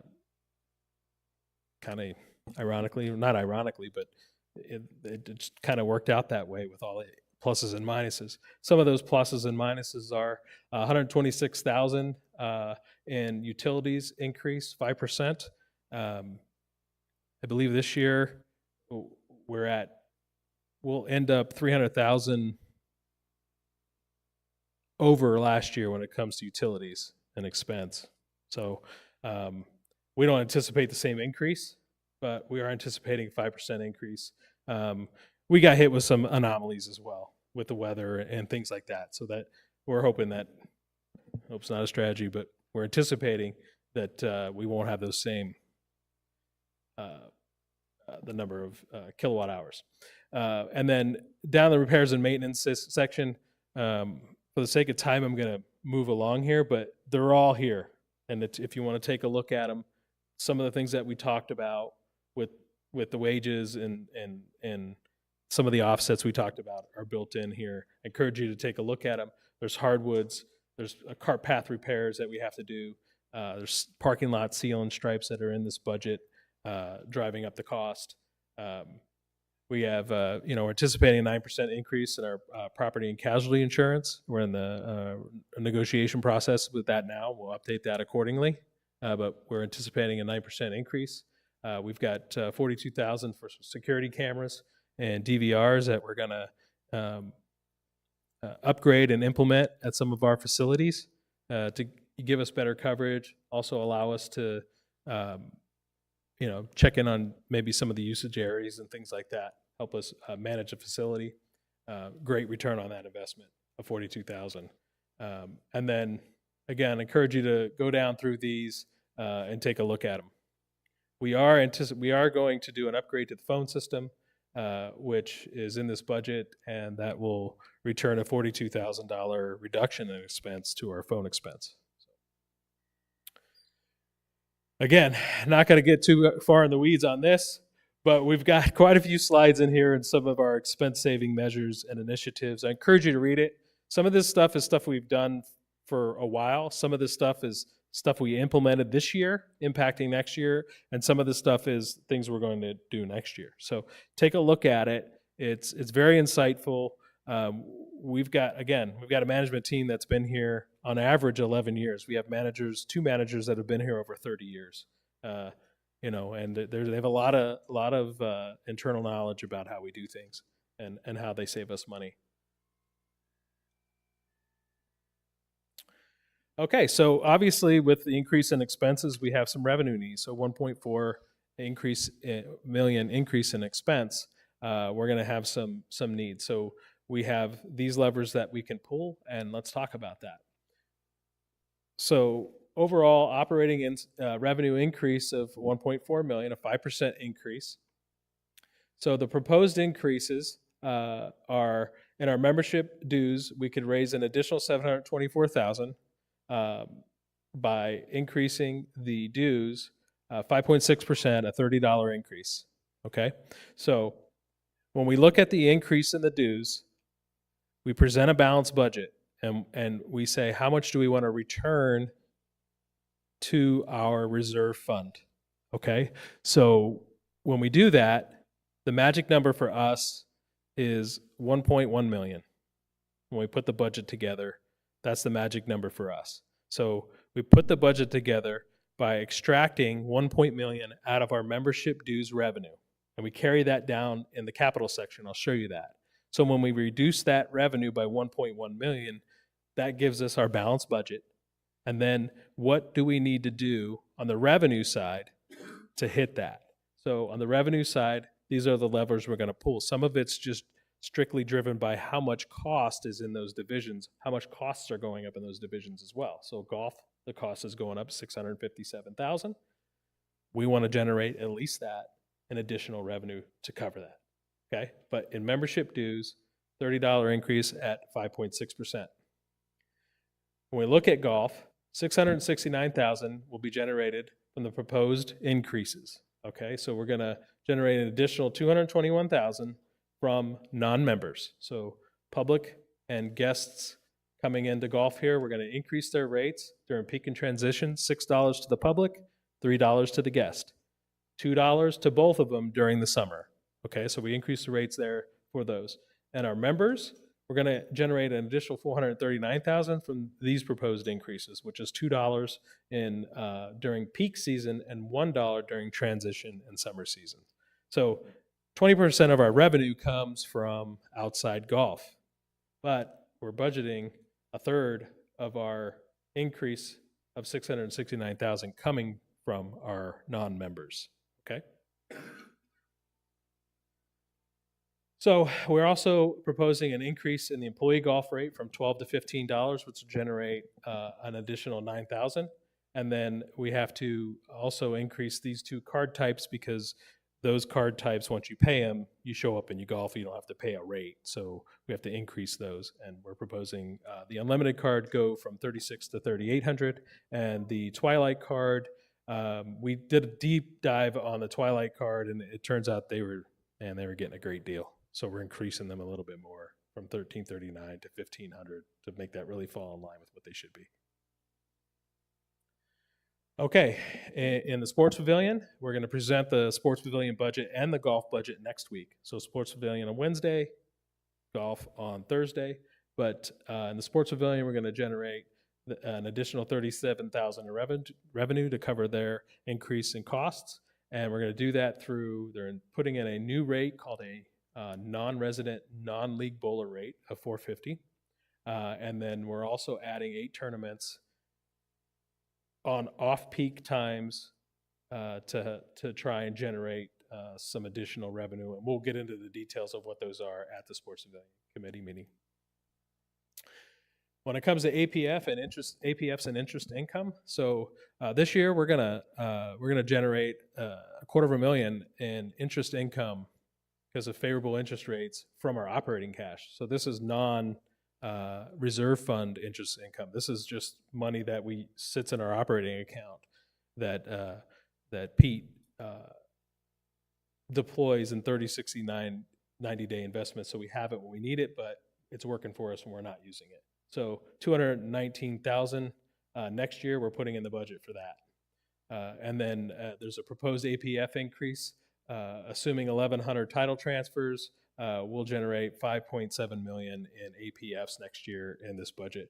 We arrived at 1,100. We're on track for a little over 1,100 this year, so that's why we're using that number for next year. So one of the requests came from the committee to present what our surrounding communities are doing. So we did that here, and this is the rates at Sun City, the Grand, and Westbrook Village when it comes to what the increases they put in January of this year, and what their prices are per rooftop, and then what their APF, we call it APF, they call it a different thing, but it's the same thing. So I talked about this a little bit earlier. This is the reserve fund allocation of $1.1 million right here, coming from operations. All right. So with the 1.1 million generated there, the 5.7 million, the investment income, those are all additions. Those are all cash inflows to our reserve fund. Okay. So we're anticipating to have that amount of cash, which was that 6.8, roughly 7.7 million in cash inflows next year to offset our capital spend. And then the difference, if our capital spend is higher, which it will be because we're got 10.3 million for capital improvements in this budget. Okay, so we'll have to draw down the reserve fund to reimburse ourselves for those funds. Okay, this year we'll put money into the reserve fund because we had a little over 5 million in capital spend, and we'll generate roughly 6.5, 7 million that'll go in. So we'll have funds left over. We'll put that in the reserve fund. Okay, that's how that calculation works. So, and then this estimated 1.1 million is budgeted at 7.15% of our membership dues revenue. Okay.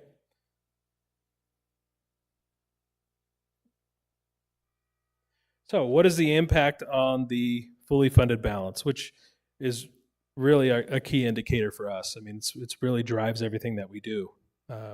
The reserve study is the lifeblood of what we do here, not just because we manage all those assets, but the repair and replacement of those assets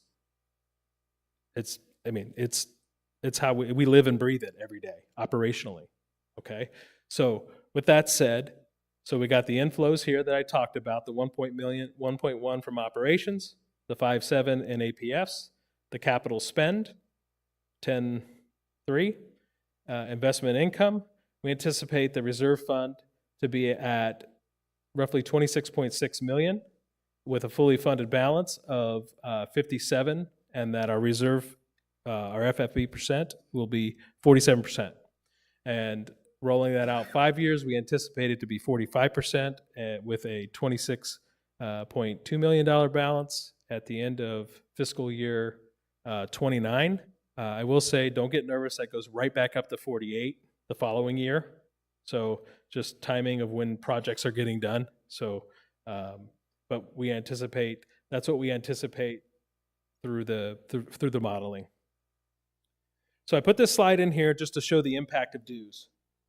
So when we do a dues increase, we get the benefit of the dues increase in the current year, but we only get 50% of it. Okay, the following year we get the other half, just because of the timing of when people came into the community and when they started paying their dues. So looking at this, if we were to decrease the proposal from 30 to 25, so instead of a 5.6, a 4.6% increase, that would generate an estimated reserve fund allocation of $1,028,000, roughly $71,000 less than what's currently being proposed. That $71,000 doubles till infinity the following year. So the benefit of that $71,000 turns into $142,000. So every time you put a $5 increase in it, it generates an additional $142,000 till infinity. Okay, but I wanted to show the impact of that. So just to give you a scenario that you can draw in your own mind when you're looking at dues and you're looking at the reserve fund, what the impact would be to that reserve fund allocation. Now, another side note, if we did nothing and $18 an hour happened January 1, okay, and say we put in a $25 dues increase and our reserve fund allocation was $1,028,000, that would basically go down to $300,000. So we would get $300,000 from operations into the reserve fund if we did nothing to address that in the budget. Okay, so there's two ways to address it: through increases in fees or through reduction in new capital spend. Because your reserve study, the impact of the reserve study doesn't, if you don't spend the money, it's still, your impact to your FFB is still the same. So to address that, if we needed to, if we felt the need to, that's where the cash would have to come from. Okay, and to be clear, indirectly you're impacting the reserve fund. You can't use money, so you can't use money from the reserve fund to ever offset any operating loss. Okay, you can never do that.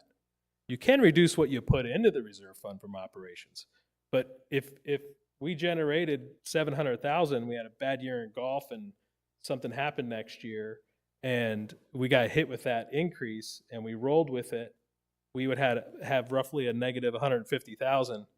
That would just hit the operating account and it would just be reduced by $150,000. We wouldn't be able to go into our reserve fund and make that up, because that's strictly for capital. Okay.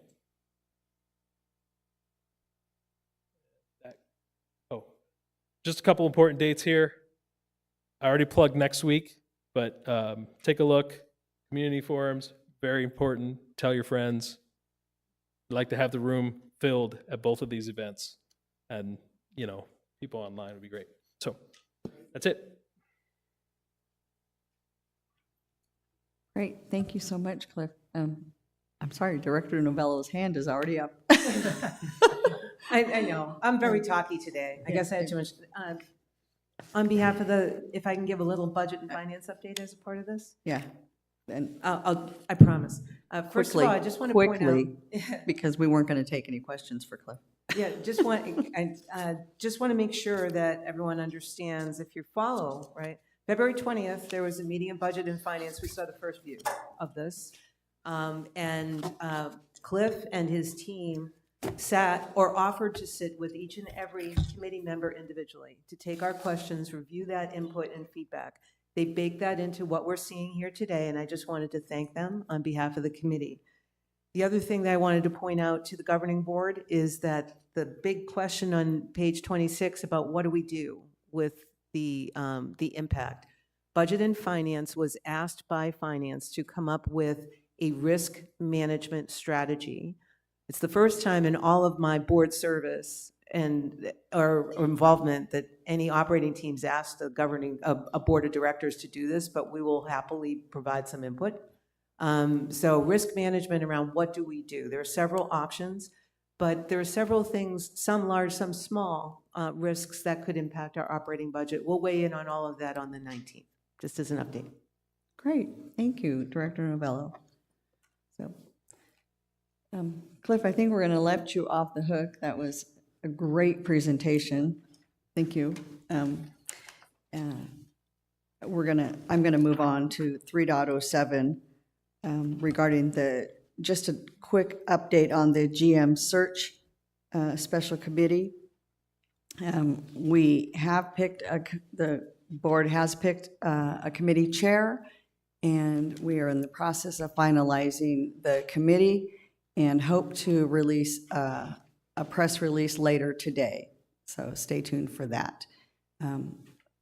Kirsten, I believe, is going to come to the podium and give a really quick update on the parking bill that's going to be on our ballot. No, we're going to just roll into no, there. This is going to be under part of commentary. Yeah, but she's got to scoot, so I'm going to let her do this real quick. Okay, thank you so much. We just wanted to remind everyone in the community that coming up on your ballots when you get to vote for your next governing board group, there is going to be a question on whether or not you would like to have street parking enforcement continued in its current manner. And so the March election will include an important question about whether the association can continue enforcing CC&R related to street parking. So a vote yes allows us, the community, to continue to maintain regulations of our streets. So that is going to be coming up. If you have any questions about that, we'll have some more information out online. Great, thank you so much, Kirsten. So now we'll go into board director comments. Terry? No? Jack? None. Thank you. Director Williams? No comment at this time. Thank you. Director Schlemmer? It's 11:37, no comment. Thank you. Director Novello? I'd like to ask the governing board to please add an agenda item to its next workshop, which is April 12th, to take up, there were 2 recommendations from Budget and Finance that were made in January that just somehow never made it to the governing board. Please add an agenda item. Thank you for that. And also for me, I want to thank the Elections Committee for its really excellent Q&A session that they facilitated earlier in this week. All of the candidates answered 3.5 hours of questions. If you weren't there, I hope that you'll watch it. And next Wednesday, I look forward to meeting our governing board candidates one-on-one. I hope you'll join me there at the social hall, 6 p.m., meet and greet our candidates. Thanks.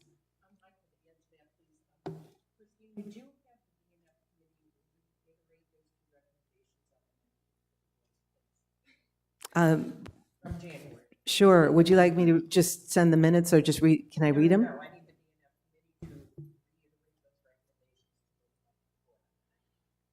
Sure. Thanks. Thank you. So, and just to piggyback onto Director Novello's comment regarding the candidate forum, the election committee did a great job, and it was wonderful. And I do want to clarify one thing that was one of the questions that was asked of all the candidates was regarding torch, and I want to clarify for everybody here excuse me, everybody that might be watching live on YouTube and who might watch later. It is not a prerequisite for anybody thinking of running for the board that you have taken torch. We've not made that a prerequisite, so please don't be scared off by that. The question that was asked, and I think several people have stopped me and asked me, you know, do they have to take torch before they can apply for the board, become a candidate? And the answer to that question is no. So please, you know, every year we ask for people to run for the board, and we don't want to scare you off by that question. So we're excited this year to have 8 candidates. On to another note, this year, or this week, I want to say I've had the pleasure of reading the, I want to say the comment forms that have come across President Hurley's desk. And comments, good and bad, but one of the ones that had stand out to me was a big compliment to Russ Boston for a resident commented on something they thought should happen. I believe it was at Beardsley regarding mirrors in the hallway. And Russ took the time to talk to the resident, listen to what the resident was asking for. He didn't just blow him off. And the resident really, he took the time to fill out the comment form and praise Russ for listening and taking action. And it is happening. The mirrors are being ordered and installed. And thank you. They're already done. So thank you, Russ, because the resident is praising you and wants everyone to know and has asked us to shout out on your behalf. So thank you for doing that.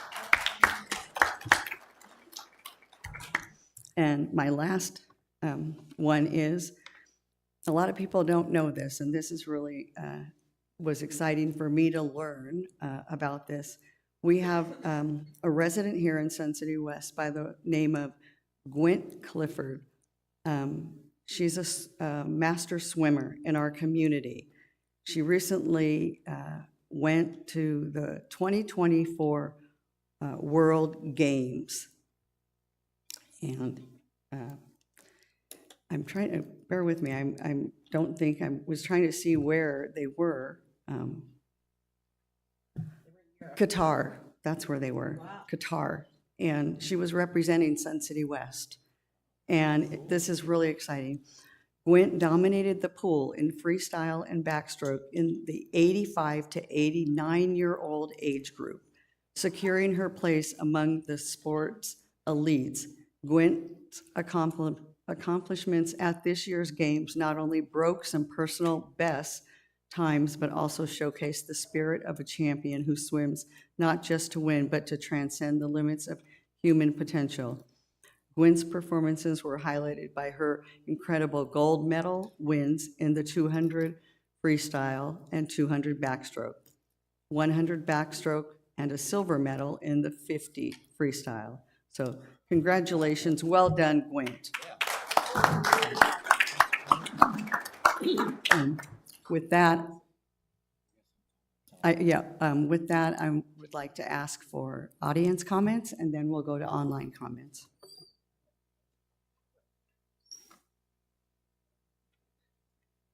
I'm sorry, I cut. 2268. Hey, if I could just make one recommendation. In the budget season, and it seems like the budget is always the last item on the agenda. Could we maybe move that budget to the top of the agenda so people don't have to stay here for the whole thing? They might not really have been that excited about the RR&Ps and different things. Asking, because it does seem like on budget and finance, we go through things and then it's the proposed budget. So maybe we would have more people here that they didn't have to sit here for 2.5 hours. Just a suggestion. Okay, thank you, Jolene. Hi, Tom. Hello. Well, we know you're not pushing raffle tickets.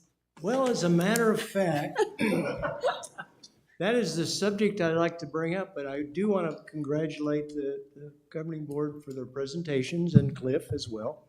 I thought it went rather well, even though long. Yeah. ARC typically has a raffle car at our car show in February. The first 5 years, the car that we raffled off was donated by our club members. The next cars we had to purchase. And I'd like to push this out to not only the group here, but the membership of our club has been informed. They're looking for another raffle car. We would really love to have someone donate it from the community. Our criteria would be a 2015 or newer convertible with low mileage, but knowing that the Mecum auction is going on, that if someone would want to donate a classic car to be raffled off, or we would even take a new golf cart to be raffled off. If they need a donation, please contact somebody in your communications that they can get a tax write-off, hopefully, if they donate a car to the ARC, a 501c3 charity. Thank you very much. Great. Thank you, Tom.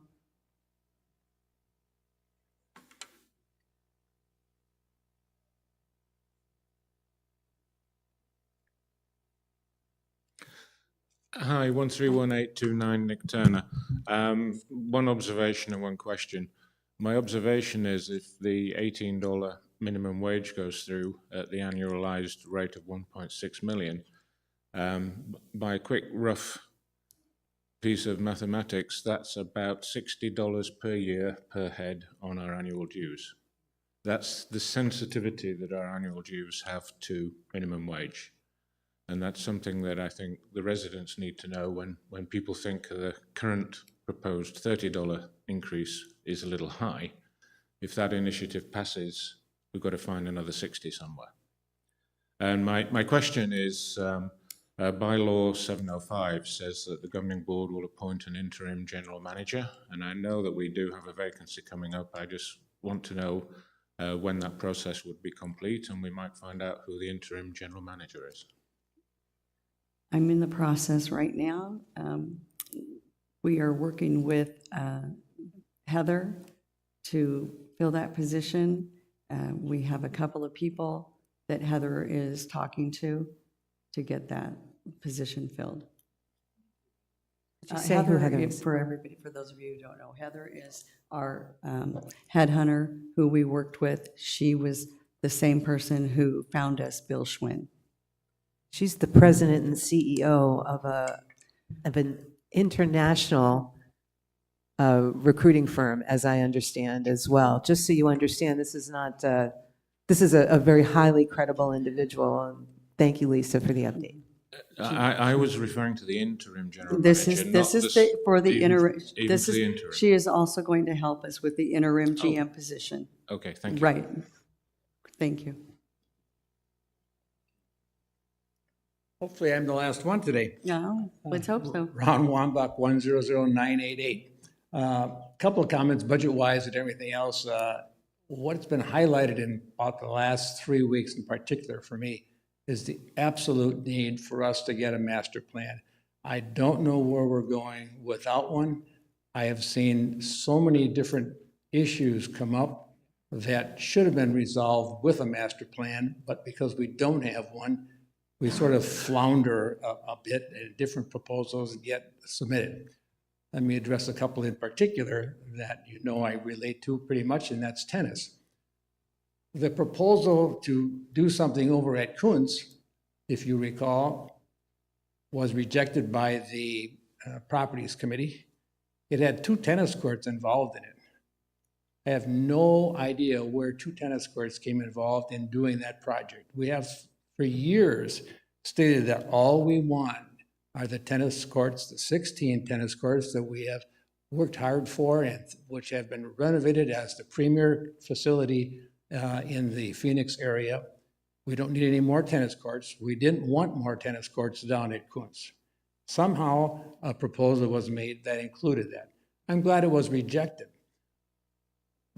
But in the meantime, we find that there is behind the scenes people seeking to take courts out of our current 16 courts that are in our facility, either by combining them with pickleball courts, foot in the door. I'm told that ultimately pickleball would like to take over the facilities down at R.H. Johnson, formerly known as Memos.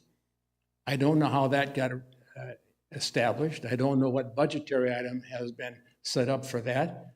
This committee, board, finance, budget, properties, charter clubs should be adamantly involved in any projects such as that would take into consideration the reprogramming or repurposing of a facility such as what we have here as this beautiful community, recognized as an award-winning community, that we're award-winning tennis complex that suddenly now is going to be obliterated by a proposal unrecognized, undiscussed by you as board members.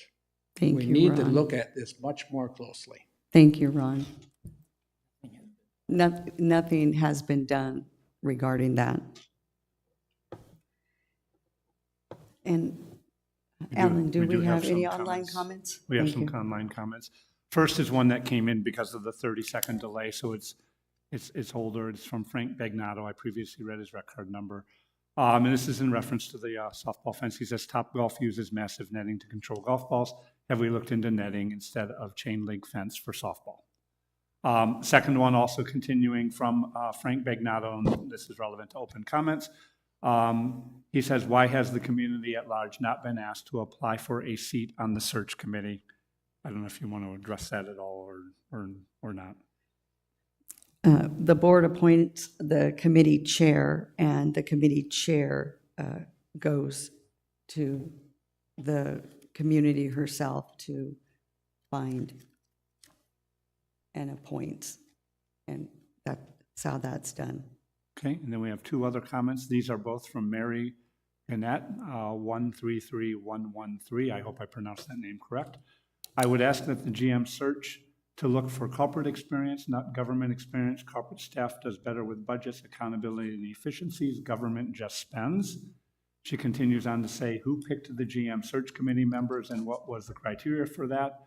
Are they former governing board directors and committee members, or are there any basic everyday members? Her words. The only prerequisite for the GM search committee is that the committee must have 2 sitting board directors on it. And those directors have already been chosen.